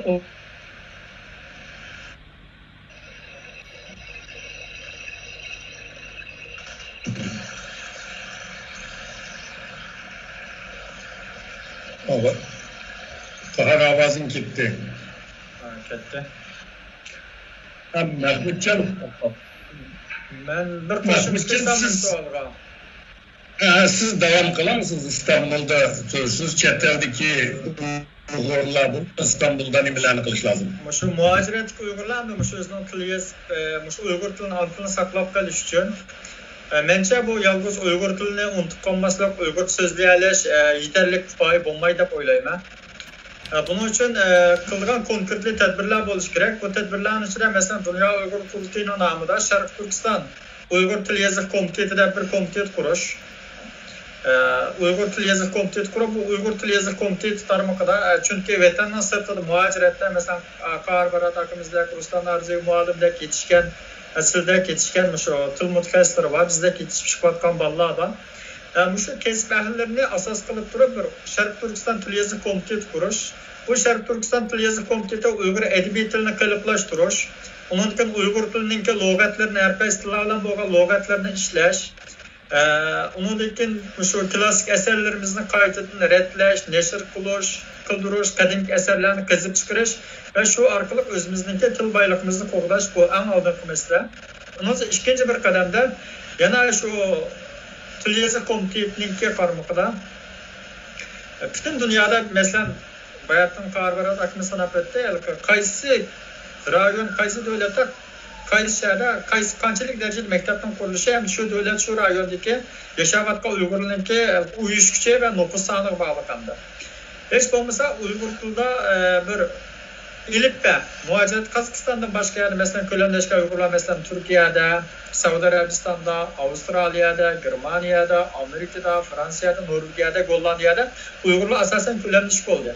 Şunlaşka bütün muhacirette Kazakistan'dan başka şu Boz Kazakistan bilen bir olsaka yaxşı. Til edebiyat dersligi, ortak bir til edebiyat dersi tuzlab çıkılsa, ilipbe dersi tuzlab çıkılsa, başlangıçtan da to'liq o'tirg'ish bo'lgan barliq Uyg'ur maktablarida, barliq davlat va rayonlar qurilgan Uyg'ur maktablarida mush ilipbe, mush til edebiyat yazgi darsliklari tuzlab chiqilsa va bu sistemalar qoldi o'talsa, undan keyin aile ve cemiyetlarda muhaciret Uygurlar arasında anlatılır bo'lgan bir mas'uliyatchilikni kuchaytirish haqida ko'plab faaliyatlar olib berilsa, undan keyin Uyg'ur tilini qo'g'dab qilish, rivojlantirish ve onu eğitiki tayyor qilish uchun qarorlik holda har qaysi davlatlarda shu Uyg'ur tili, edebiyoti haqida shu qarorlik holda shu muhokim yig'inlari, leksiyalar ochilsa, shu orqali bir tilimizni muhojiratda ham yaxshi qo'g'dab qoladi deb qarayman. Rahmet Ruslan Arziyev Efendi sizdeki yazgan derslik kitaplarınız var. Çetel'de bazı teşkilatlar, bazı tatbikat merkezleri, bazı tilşünaslarımız derslik kitap için tırışmatıdan. Ben de Jagallahi çıvatıdı, müzakirler kılıvatıdı, bize elifbe yazıldı hazırgaça. Köp xil elifbemiz vardı. Her grup ki insanlar özüne has bir elifbe yazıvatıdı. Mahmudcan deydim şu an mesela ortak bir derslik kitabımız buluşu lazım, edebiyatta ortak işte elifbede. Siz hem de bu işle şugullanan bir tilşunas konusunda ve sizden teklifiniz değil mi o? Çetel'de bu derslik kitap ortak birle buluşu lazım mı? Kanda tüzüş lazım, kimler tüzüşü lazım? Bu artık tavsiyeniz değil mi? Ondan Kazakistan'daki dersler kadar çıkıyor diye meseleden alınsa, Kazakistan'da məxsus bir programla yazıldı aldı. Bilim beriş boyunca program, Uyghur tilinden Uyghur edebiyatından Kazak edebiyatından şaşırtan program yazıldı. Bu programa bunu devletlik bir standart boyunca yazıldı. Kazakistan devlet standart asasında program yazıldı. Bu derslerin mezmununda da şu Kazakistan'ın mezmun boş gerek diyor der. Ya da mesela biz çetelde mesela deydigan yoki ko'rsatilgan ba'zi masalalarni bu yerdagiga to'g'ri kelmasligi mumkin-da. Bu yerda bir metodik tarafdan grammatikani qanday o'qish degan ham bir masala bo'yicha tajribalardan foydalanish bo'lishi mumkin bizniki Qozog'istondagi tilshunoslarniki. Biroq dal o'sha Qozog'istondagi chiqayotgan darslarni boshqa yerda foydalanishga ta'sir bo'lishi mumkin. Chunki bu darslarning mazmuni Qozog'istonlik mazmun. Bu yerda o'sha Qozog'istondagi Uyg'urlarning madaniyati, tarixiy adabiyoti va tarixiyatimizga Sharq Turkistondagi medeniyet kısmen sözsüz var. Hem bir yerde Kazakistan'daki Kazak devletindeki şehir yazılarının tarihi medeniyeti bu mesele bir yerde koşuldu. Ama o bir yerdeki mezmun mesela çetel turatkan uygulara gelişip kestek oluşu mümkün, to'liq kemer kelishi mümkün, kısmen kelishi mümkün. Bizde bir yerdeki tecrübe fakat her kadar mavzuni qanday o'qitishga bo'ldi degan masalada tajriba bor endi. Biroq endi dal shunday masala chet eldagi yo'llarda unday masala yo'q bo'lishi mumkin. Chunki u yerda shu Amerikadagi, Yevropadagi, Turkiyadagi Uyg'urlar birikib bir o'rtaq dars chiqarib bergansa, u faqat Uyg'urlar o'zlari tarafidan tayyorlangan programma, o'zlaridan chiqargan aksiyaga hal bo'lgan ish. U yerda hech bir davlatningki uning ko'rsatgan g'amxo'rligi yo'q. U yerda bunday o'rtaq kelishishga bo'ldi. Bu yerda bizning maktablarimiz o davlatlik bir mahkama hisoblanadi. Shuning uchun davlat bu yerda darsdan chiqadigan hamma ishga o'zining aksini qilajak. Burada ham yaqinda Qozog'istonlik mazmuniyat ko'rsiz bo'lishi kerak. Boshqa bu Qozog'istonlik mazmun chet eldagi maktablarda ishlab bo'lib ketishi ta'sirlanmagan deydi. Rahmat Qahar Doktor Qahar Barat herhalde tordan çıkıp gitti. Biz devamlaştırayla. Biz 1,5 saat ilerleden Ankara'daki Uygur Enstitüsü, Uygur Tatkikat Enstitüsü bu Dünya Uygur Tıl Bayramı münasebeti bilen çağırgan bu Uygur tılı duçar buluvatkan mesele ve hal kılış usulleri mavzu olup bu sohbet yığını 1,5 saat planlanan müşahede ahırlaştı. Hem de biraz sual cevap kısmı var, bir yarım saat. Körgüçüler, körürmenler soğan suallar var. Ben sorayısıyla kıskaça cevap versenler. Birinci sual, Şarkı Türkistan'ın işçide Uygur tılını saklap kalış, nöbetlik şaraitta en kıyım bolsa gerek. Biroq chet elda bu tilni saqlab qilish uchun nimalarni qilish kerak? Har qaysi jamiyat tashkilotlarining ona til kurslari Uyg'ur tili duch kelgan bu krizisga taqobil turish uchun yetarlikmi deydi. Ba'zi javoblar berildi ama biraz to'liqlab javob berishni xohlasanlar, ham deydi shu chet eldagi har qaysi jamiyat tashkilotlarining ona til kurslarini ichishi Şununla yeterlik mi deb so'rabdi. Ruslan bundan qanday qaraysiz? Desem Qozog'istonda ana til maktablar yo'q millatlar bor. Ozarbayjonlar, turklar, kurdlar, chechenlar yo'qshashlar. Ana tilda ularning o'qish gesim yo'q, maktabim yo'q, teatrim yo'q. Biroq o'zcha o'qisma, qozog'cha o'qisma ana tilni bemalol bildi. O'zaro faqat anlatib qarashdi. Yo'q, bu yerda shunday bir oila tarbiyasi, oila ma'rifi degan bir masalaga jiddiroq ko'ngil berish kerakligini deyman. Masalan, shularda yaqindagi millatlarda Qozog'istondagi hech qanday demasa bo'lmasa, faqatla yangi turmushlashtirish anlatib so'zlashdi. O'lim anlatılda, turmushlashtirish faqat anlatılda. Biroq ular qozoq tilini bildi, rus tilini bildi. Moşuma bir yol çıkış yolu bir gün de öyleyim de ayırda kişi çıkarak buluşmak gerekiyor. Evet, Mahmutcan. Ama olduğundan şunu itiraf kılış lazım. Bu muhacirette ballarda bulup perzentlerimizden bu vatenden çıkan 25 yaş, 20 yaştan töp sırf Uygurlar asasen unutup ketmeydi biliyordu. Bundan kim unutup ketmeydi. Lekin hamda bu yerlik mesela muhacirette yetilayotgan ballarni, perzentlerini qanday qilib Anadoluda tarbiyalash masalasi bo'lardi. Eng avval shuni e'tirof qilish lozim, hamda bu Anadoluda, ya'ni Uyg'ur tilini tang o'rgatib, qaysi davlat, qaysi rayonda yashayotgan bo'lsak, perzentlarimizni shu tilda etmangiz ham haqiqatan oson emas. Lekin hamda bu ta'sirdan voz kechirgan bir masala emas hamda bu. Demiş bunlar degan vaqtda ballar mayli yesliyat bo'lsin, mayli boshlang'ich o'rta maktab o'qish yoshida bo'lsin, u bolaning kundalik uchrashgan tili ailede bo'lgan muhitinin ko'proq maktabda, mahallada bolalar bilan o'ynash jarayonida bo'ldi. Shunga bu bola mayli televizor ko'rsin, mayli maktabga borsin, mayli ko'chib jamiyat chiqsin, u bolaning doim uchrashirgan tili o'z yashayotgan davlat yoki rayonlardagi shu davlatning tili bo'ladi endi. Shunga Uyg'ur tilini bu yerda hech qanday u bolaga bir ona til bo'lgandan boshqa Uygunluğun elki biz atanın eğer mecburiyet ve milli gurur süptüde tunuştukan bolsa şu milli mesuliyet ve gurur süptüdün başkan bu balgan bekçek ışık bilemeydi. Ağzının özü de. Lekin hem de bir Uygur perzent kolu süptü bilen hem de erkandak bir muhacira Türkiye ve Uygur'un ki hem de anıtlı bilişi hem çokum bir milli mecburiyet de oylayayım. Bunun için derneklerimizde, teşkilatlarda, herkes teşkilatlarının ki hakikaten açıkan anıtlı kursları var. Bu kursta yeterlik mi olacak vaktimizde? Vallahi hakikaten Uygurca okuşunu uygun vatıdı, yazışını uygun vatıdı. Lekin fakat bir yerde ailede eğer, ailede ata-analar Uygur ballarla daim Uygurca paranlaşıp, Uygur sözleşip, rıkbetlendirip, şundan kutuğa vaktimizde Uygur sözleş saate, muddete, vakt uzargan sıra o balon nispeten bu ters duyulmayacak bir iş oldu. İkinci bir iş, yani bir tilini biliş var, ikincisi şu tilini bir yazış var. Özünün oylagan, his duygu, fikirlerini meyli makal şekilde olsun, meyli normal bir yazıkçılık, gündelik hatır sütü olsun ama yazarlandı yok diyen bir mesele. Hem şunlaşka hem okuyalaydıgan, hem sözleyalaydıgan, hem yazalaydıgan şu bir türküm yani şu evlatlarını yetiştiriş için çokum bu teşkilat derneklerindeki kılıvatkan hizmetlerden başka ailedeki ata-ananın fidakarlığı, mesuliyetçiliği, balık konal bölüş dairesi pek muhim. Bu Variscan isimli bir kardeşimiz yani bir sual sorattı. Mehmetcan biraz toxtaldı onun üstüde.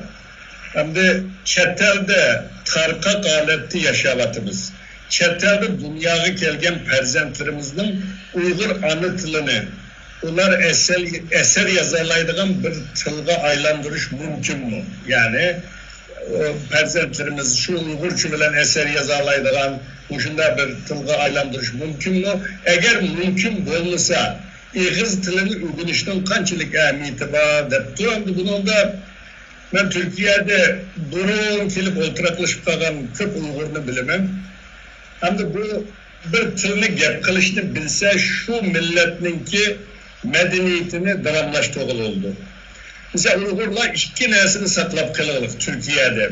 Biri azrak mı bozup balları Uygurçunu gep kılıdı. Yani bunun veterinin işi itilip gitmegen bu ağaçka küpe ballarını yazlık tertillerde apırıp koyup kilip Uygurçunu eser yazanlısı mı? Uygurçu gep kılalaydıgan.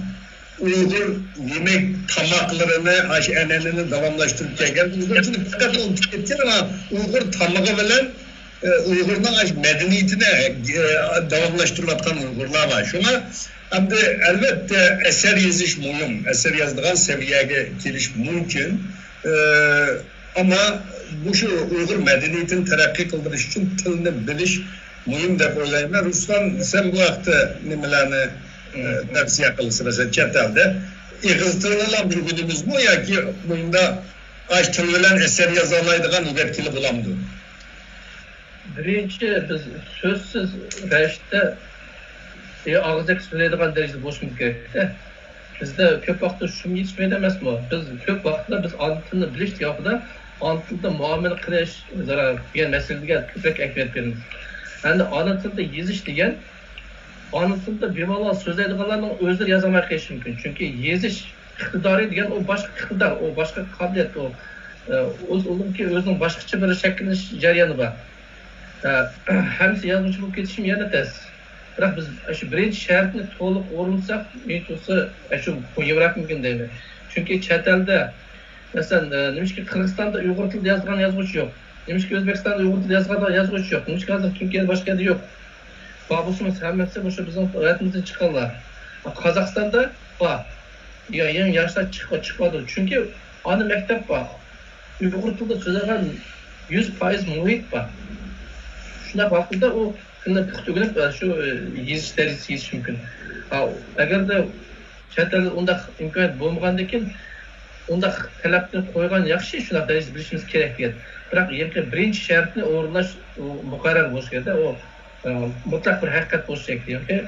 Yoki kim bo'lsin, qayerda bo'lsin, o'zining ona tilida bemalol so'zlashishni bilish degan shart. Evet.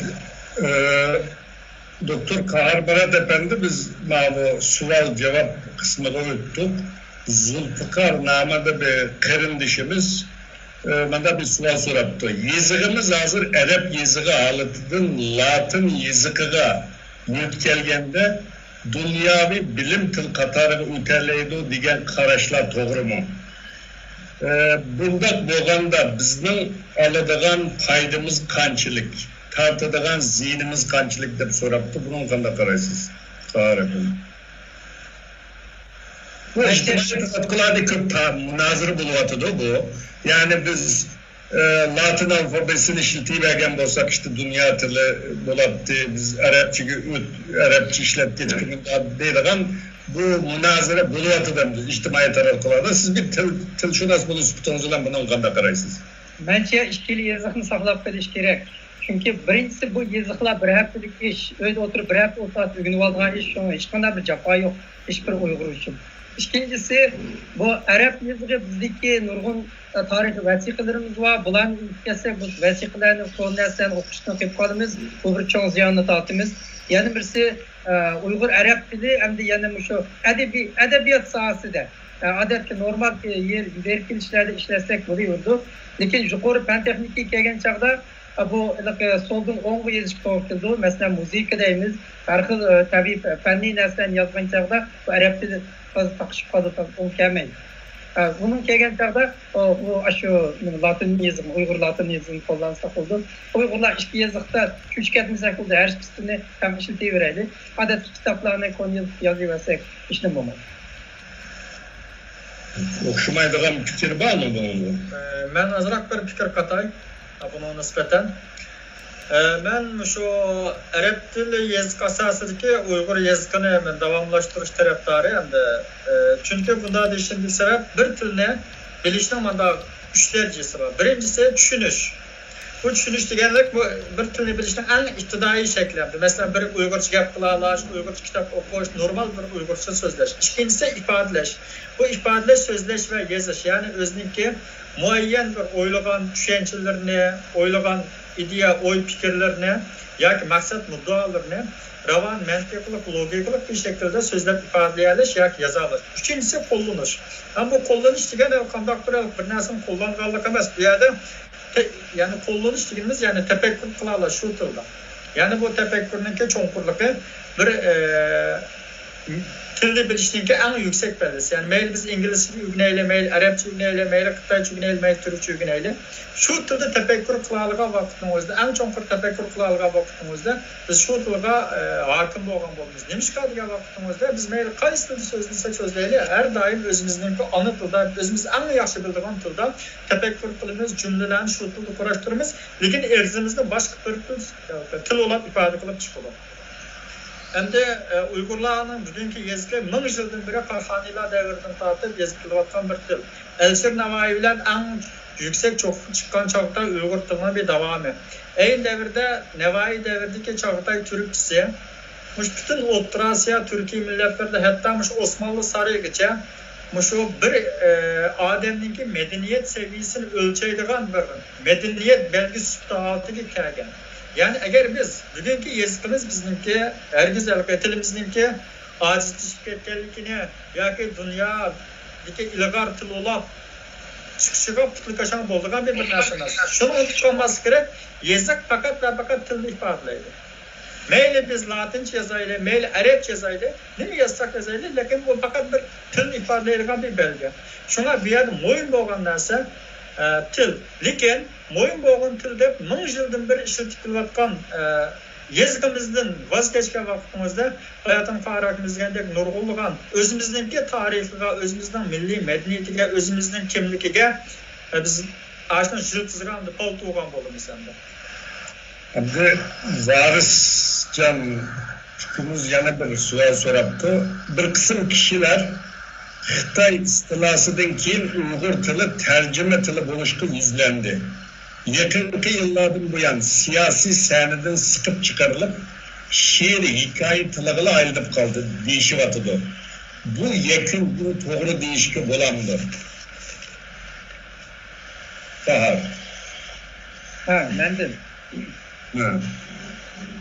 Uyghur tilininki taraqqiyatı bir dolğun sıman toplayan taraqqiyat.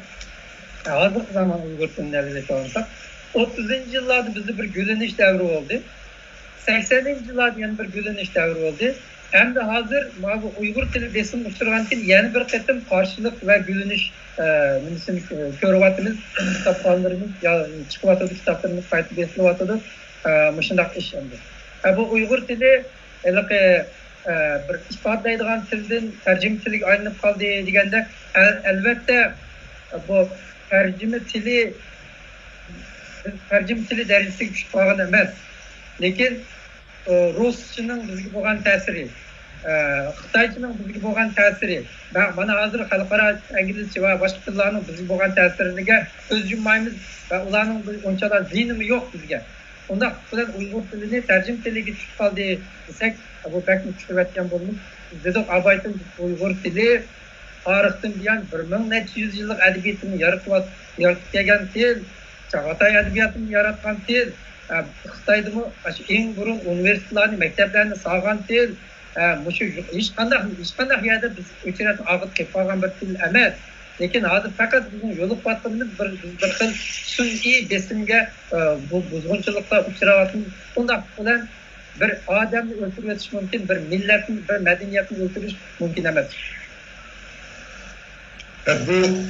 Bu meselede de biz bu 60'lı 70. yıllarda, 80. yıllarda, 90. yıllargacha bizden vatanda derslerinin küpü, matematik, kimya, fizika hemmesi Uygurca ötületti. Onu hiç unutmayayım, o derslerinin atalgıları tamamen Uygurcaydı. Yani bir Xitaycı gap yoktu. O müəllimlerimde hiç unutmayayım. Küpü bazıları şu Sovyet İttifakı'da okup gelgen, bazıları Ürümçi'de okugan ayında müəllimlerimiz battı, yaman bayağı anlatattı. Ama bizdeki kemçil bulatkan neyse, keyinki yıllarda bu derslerini Xitaycı öğütüşkü başlagandan keyin bu işlenmeye batıdı bunlar. Çünkü mesela yeni bazı kesipler, mesela halkara münasebet, stratejiye, banka, pul muamelesi degendek, bunda kesitlerde atalgılar, bence lügatlar karaymayam şu bizimle yeziş ceryanında. Bunun da söz yasaş lazım, işleş lazım, bu kesipte köp adamlarımız buluşu lazım. Şu an bu kesiplerde Uygur tili kem kalırlar, keyinde kalırlar. Ruslan bu vakti koşup koymak için olan sözünüz var mı? Elbette bu adı kılının kolunuz dairesi kaç kəm bolsa, demek söz bayrağın şunç kəm boldu da, cemiyette onu Uygur tili bolgan ihtiyaç az bolgandan demek o yakında atalgılanma şekillenmeydi, o yeziş bir atalgılan özce hazır özünde atkandak. Çünkü bu bərbi özümüzün mütəxəssisinin Türkçalığı bağlı. Mesela mençe olsa Şərq Türkistan'da her tür sahalar boyunca köpleyen lügatlar çıktı. Mesela ben hatta astronomiyalik ataklar boyunca lügatlar var. O yerdeki başka asmanın cisimleri boyunca ataklarda lügatlar çıktı. Çünkü kalan bize yani şu işler devam ediyoruz ki o kançılık bu cemiyet bunun ihtiyacı var. Bu tılga kançılık kolunda mesela bank sistemi sayan bir etmesin. Ben söz tercüme kıldım. Yogurtta bir söz boş gerek. O kançılık kolunda o ki vakit kötüdür ne? Evet. Onda koşum kolay. Sizin bu Uygur edebiyatı bir düşünülüp boğan til.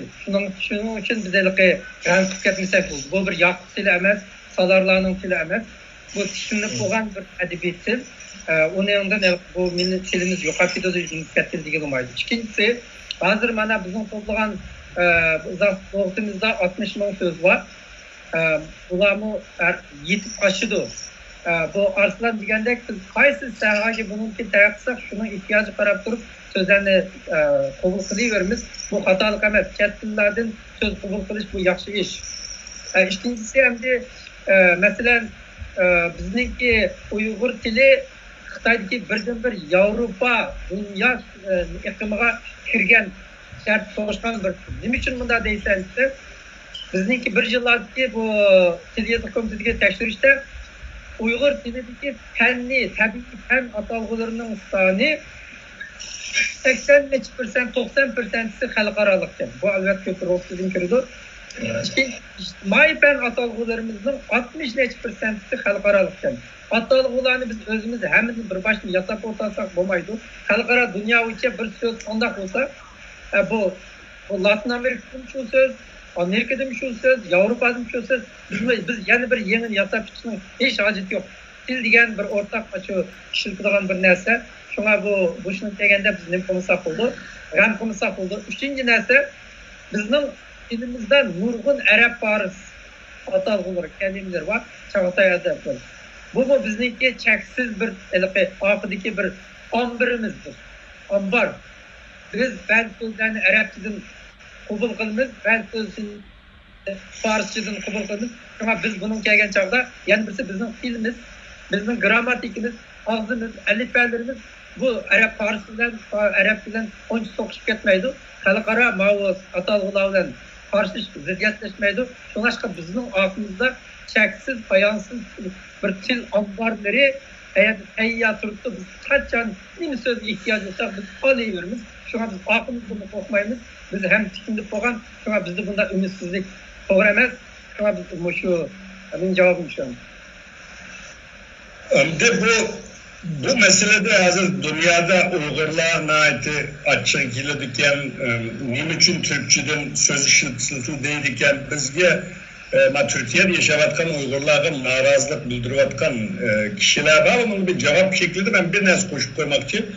Bizim bu Uygur tilini beytişte bizim gramatik kitaplarımızı karaydıgan olsak imla, lügatı olsun söz yasaşta aldı bilen Uygur tilinin baylığından faydalanıp söz yasayımız bir söz bulmasa ikinci Uygurçada mı yasayanmasa kırındaş Türkiye tillardan alımız onundan da tapanmasak onundan keyin özgergende Xitayçadan alımız onundan keyin garip tillerden alımız deydiğen ayında kaidimiz var.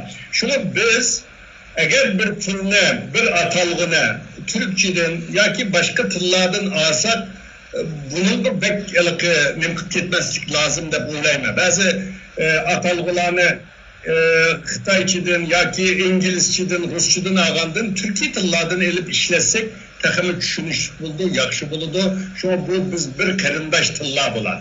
Şu bazı ijtimoiy taratqulardan ko'p bo'layotgan gaplar, buna bir cevap olsun deb qo'ydim. Hamda yana bir olim ma'lumga o'yloqni deb qolsam. Hem de Uygur tilinin hakikaten hem de ifadeleş gücüne ait bay bir til, sözlük miktarına ait mol bir til. Mesela belki dünya tarihinde hiç kandak bir şair işletken sözlük miktarı Elçi Navai'ninkiler köp olması mümkün de söyleyemem. Elçi Navai'nin 15. əsr işletken sözlük miktarı 1 milyon 200 milyon artkandı. Bütün eserlerin işletken sözlük miktarı 1 milyon 200 milyon arttı. Bugün mesela Uygur tilinin izaflı olarak varsak 6 ciltlik 63 milyon sözlük var. Lakin hem de bayatın degende bu Uygurca ama şu Xitayca tercüme hakimiyetin küçük kaldığımı diye vakti bazı meseleler közün jumpu 300 olmak. Mesela 1920 yılının başlarında bir bet Xitayca eser Uygurca tercüme kılınğanda silbet yoki yerim-bet tercüme kılınğan bolsa 1960-70 yıllar kelgen çağda bir bet Xitayca bir bet Uygurca tercüme kılınğan boldu. 2010-2010 yıllar kelgen ve günümüzde bolsa bir bet Uygur, bir bet Xitayca tekist, bir yerim-bet yoki bolmasa 2 bet Uygurca tercüme kılınğan bir ahval var. Unda bolsa bu nima deganlik degan vaqtda tilimizningki ifodalash shakli o'zgaradi. Tilimizning ifodalash shakli o'zgaradi. Hem de bugün şunda bir real faaliyet var, biz kaçanmaydıgan. Birincisi mesela medya. Bazı insanların tarihi, bazı insanların turmuşunda medyanın intihar çok bir rolü var. Lakin vatanımızda bu hususi radyo televizyon istansiyasının kuruluş çeklengen, onda bir imkaniyet yok. Şuna televizyon kanalları olsun, radyo aparatları olsun, hepsi Xitay hakimiyeti bevasıta bağlanan şunu qarashlar. Mesela günlük işte bir memleket haberleri, Şincan haberleri, ondan başka mesela Kaşgar haberleri, Afsus haberleri, ondan başka işlengen televizyon tiyatrolarının hepsi bevasıta meyli ilan tekstlerinden tatip, meyli televizyon tiyatroları, meyli haberler olsun, hepsi bevasıta Xitaycadan tercüme kılındı. Xitaycadan bir siyasi tilden bizden tilimiz tercüme kılıngan diken, bizden tilimiz tedrici halda ağaçlarını tercüme kılışıyla birlikte tercüme kılıp düşükçülük ve ifadeleş gücü hem de acizlik var. İkincisi, Yesleyden tatip Ali mektep gücü olan bizden bir bütün mağarıtımızda hem de hazır Xitayca dersler öğütlü bakıldı. Burun To'lqin boshlab o'tilgan bo'lsa, hozir yeslidan tortib oliy maktabgacha majburiy xitoycha o'tilyapti bu. Va bu yerda bir Uyg'urningki boshqa bir ikkinchi bir tilda ma'rifni qabul qilishi intayin tez bir ish. İkinci bir ta'sirlashtirgan omil nima degan vaqtning o'zida Uyg'urcha tafakkur qilib turib, uni doim xitoycha ifodalagan vaqtda bir mezgilda odam herib qilib, uni xitoycha tafakkur qilishga boshlaydi. Bo'lmagan vaqtning o'zida bu yerda bir tafakkur daldishga kelib chiqadi. Shuningdek, tafakkur qilgan chog'dagi bu tafakkur iqtidorimizni zo'r darajada tuvel tutadi. Endi til bir tafakkurni bayon qilish jarayoni. Bizning tafakkurimiz qancha cho'nqur bo'lsa, bizning tafakkurimizdan qanchalik cho'nqurligi, bizning tilda qanchalik yaxshi bilish darajamiz bilan. Masalan, biz ma'rif desa, hech qancha so'zlayolmaymiz, 2 soat, 3 soat so'zlayolmaymiz. Chunki bizning ma'rif haqida biladigan so'zlik miqdorimiz yo'q. Biz doimo bir narsani o'ylab tafakkur qilganchada ona tilimizda o'ylab tafakkur qilib jumlani qurashtirib undan keyin bayon qiladigan bo'lg'achqa shunga bu tilni qo'llanish jarayoni ma'lum bir tafakkur jarayoni. Uchinchi matbuot. Endi diyorimizda garchi hayotimizda 11 nashriyat 23 yillik jurnal bo'lgan bilan reallikka tasqaydigan, ilg'aydigan siyosiy besimda intayin ko'p bo'lg'achqa bizning yozuvchi shoirlarimiz bu ma'lum bir cheklik qilib darsi chiqib qolishdi. Undan keyin hukumatning orqasi organlarda ishlayotgan ish xizmatchilarimiz va jamiyat, banka, doktorxona, ma'muriyat ishlayotganlar doim degidek jurnallarni xitoycha ochadi. Bunda bo'lgan chog'dimi, bu bir tilimizningki axborot sohasida bir terjimani bir bo'yinturuqqa tushib qolgandek bir holat. Bu degani bizning tilimizni ifodalash quvvatining ojizligidan emas. Butunlay bu faqat Xitoylarniki Uyg'ur tiliga va Uyg'ur millati yurgizayotgan assimilyatsiya siyosatidan bo'lgan bir narsa. Shuningda buning qartami bir muvofiq tadbir olish lozim deb o'ylayman. Rahmat. Endi 6. sualning 8. sual o'xshab ketarkan, olim so'rabdi. Turkiyada Uyg'ur tili fakülteti qurib, doktorlikcha dars berish imkoniyati bormi debdi. Bu Türkiye'ninki bu kanununda bu biraz ters mümkün emas. Çünkü Türkiye'de bir Türkçe, onun da Kürtlerin tilida kurulma fakültesi bulundu da bir kanun çıkardı. Bunun için kanun çıkışı lazım. Ama Uygurca Türk tili, Türkkan tili boğaçka bu biraz dememez ama şuna mesela Uygurca'nın ben ahirgi tadqiq qilimi deydigan balaga teklif. Başında kılıvatkan burun kilmişe tıkılıp çoğalgan Uygur balla var. Doktorluk için Uygurca tadqiqatıda okudu mesela.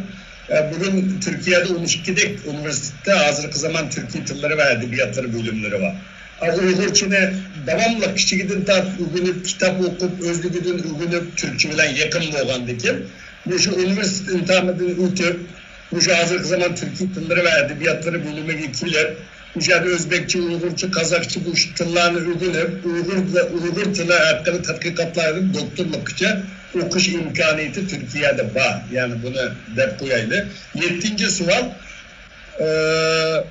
bu Ruslan cevap verse bu kadar sualken 7.'si ustazlar Orta Asya sırtındaki Uygur balınlarının her yılı yaz tatilde Kazakistan'daki Uygur mahallelerine evetilip Kazakistan'daki Uygur balınlarıyla dostlaştırıp qarindosh aile kuruş türünün yolgu qo'yilishi fikriga qanday qaraydi? Yoki mushunda qilganning Uyg'ur bolalarning ana tilini pishib o'rganishiga foydasi bo'ladimi debdi. Senda bir fikr bo'ladimi Ruslar? Bu nayt yaxshi fikrga, bu endi faqat shu mencha o'zi iqtisod qilib bog'liq masala. Chunki Qozog'istonda shu toza Uyg'ur manlar bor, shu manlarga berib, shu Amerikaga, Yevropadan kelib, ular ishida bir 2-3 oy Turkiyada bo'lsa, ularniki ana tili xeyli mukallashib ketishi mumkin endi. Tabiiy ravishda, chunki u yerda toza Uyg'ur muhiti bor manlarda. Uyg'ur turib turgan manlar. Evet, yaxshi fikir deydi. Başka bu vaqtda birisi mayliqi mamchan dedi ma til boshqa tillarni bu tilninki ta'sir uchraydi degan. Bu to'g'ri gap.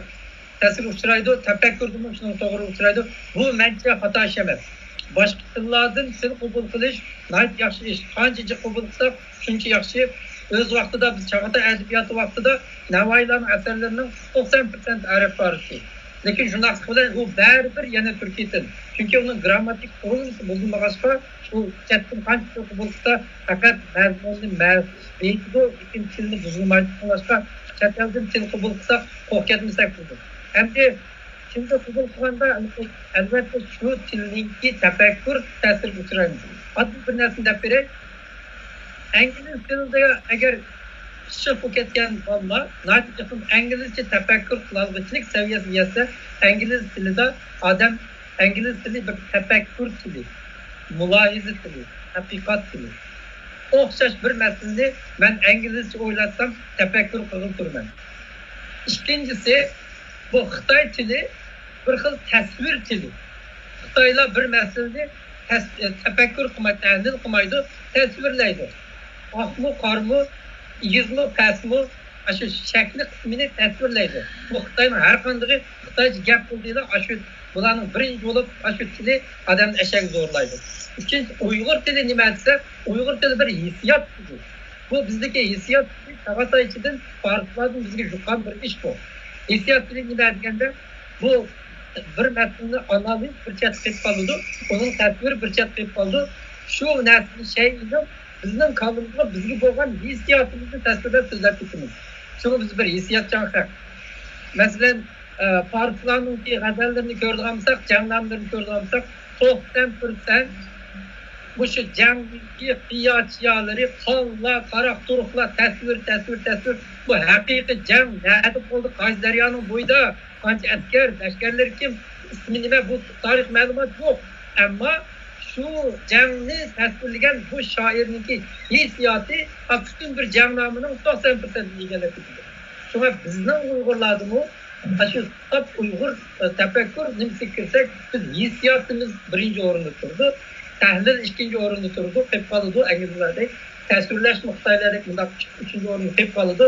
Shunga bu millat bu tilniki shu oddiy til masalasi emas, tafakkur va psixologiyaga ta'sir qilgan mundaq narsa. Ikkinchisi, men ruslarning gapiga bo'lgan bu bak yaxshi fikr. Bolalarimizni biz biza pul qashlaylik, Qozog'istondagilarga bu eg'irchilik qilmay, opirayli, to'rtni qaytib opasak Uyg'ur bolalarimiz ajoyib Uyg'ur bo'lib yetkinadi ta'tillarda. Shunday qilsin.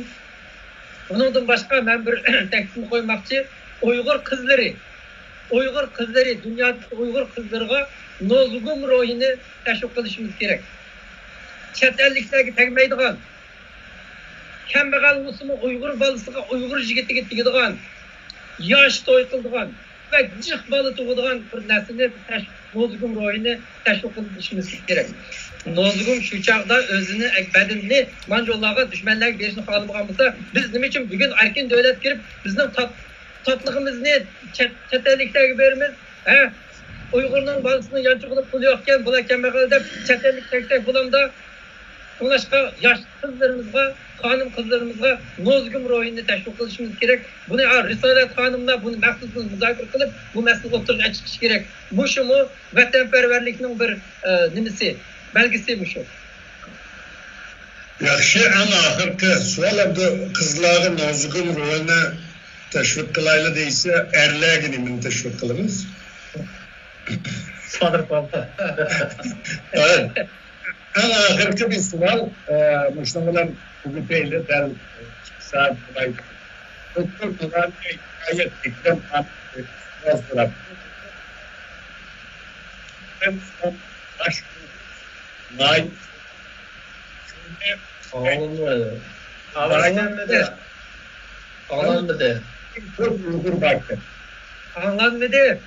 Anlandı erkim adam. Hem bir telefonda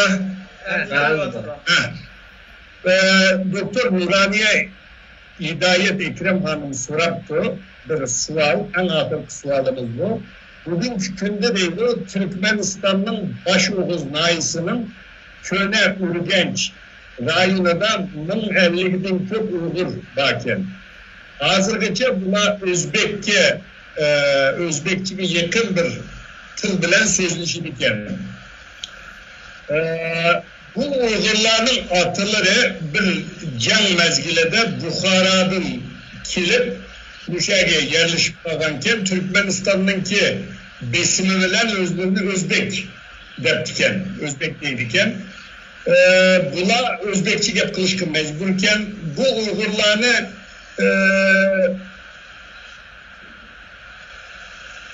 bu Uygurlarınki ana tilini qoğdap kılış için nime kılgılı buludu deydi. Kahar'dan başlayla. Nime kılgılı buldu Kahar?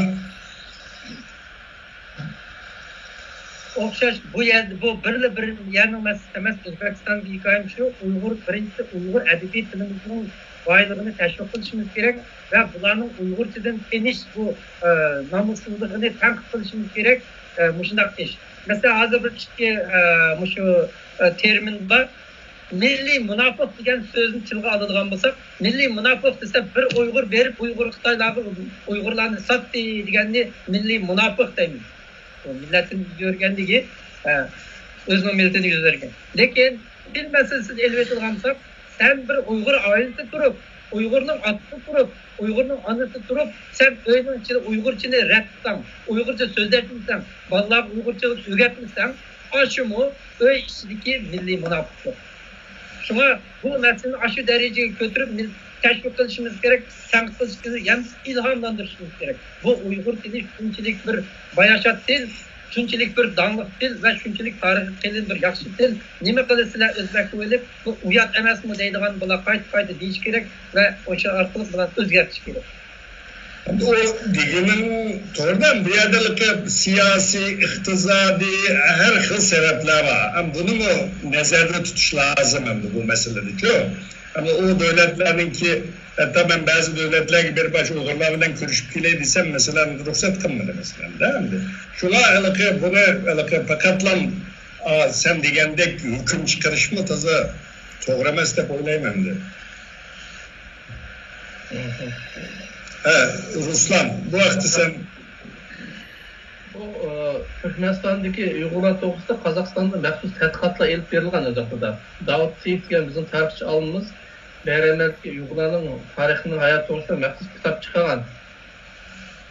Ondan keyin meni bilishimcha biroz bayramlarlik qizlar, bolalar shu Qozog'istonga kelib turmush qurib mashat qilib qolganlar bor.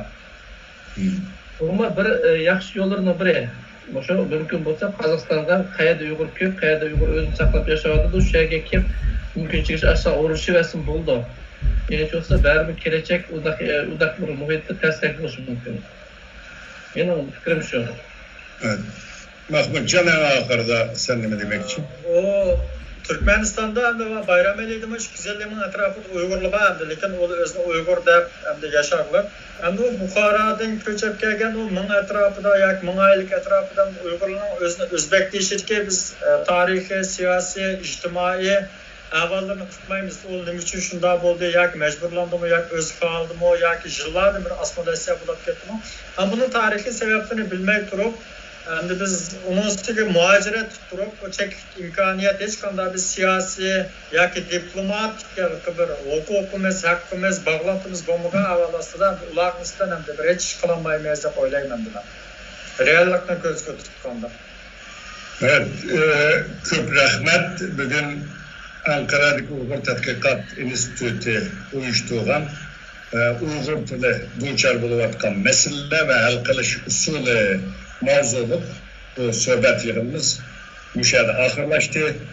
Bu sohbet yığınımızda Amerika'dan katnaşkan Doktor Kahar Baratka, Kazakistan'dan katnaşkan Profesör Doktor Ruslan Arziyev efendiye, İstanbul'dan katnaşkan Mahmut Can'a hem Uygur Enstitüsü namıdın hem Özem Ankara Üniversitesi Tıl ve Tarih Coğrafya Okutucusu Institutun bilen Özem'nin namıdın hem onlara köp rahmet eğitimen bugün Uygur tili duçar olayotgan mesele bu nima uchun Xitoy ma'ni qildi, buni qanday hal qilamiz, Uyg'ur uchun saqlab qolish uchun nimalarni qilish kerak degan temalarda ayt qimmatli fikrlarni berdinglar.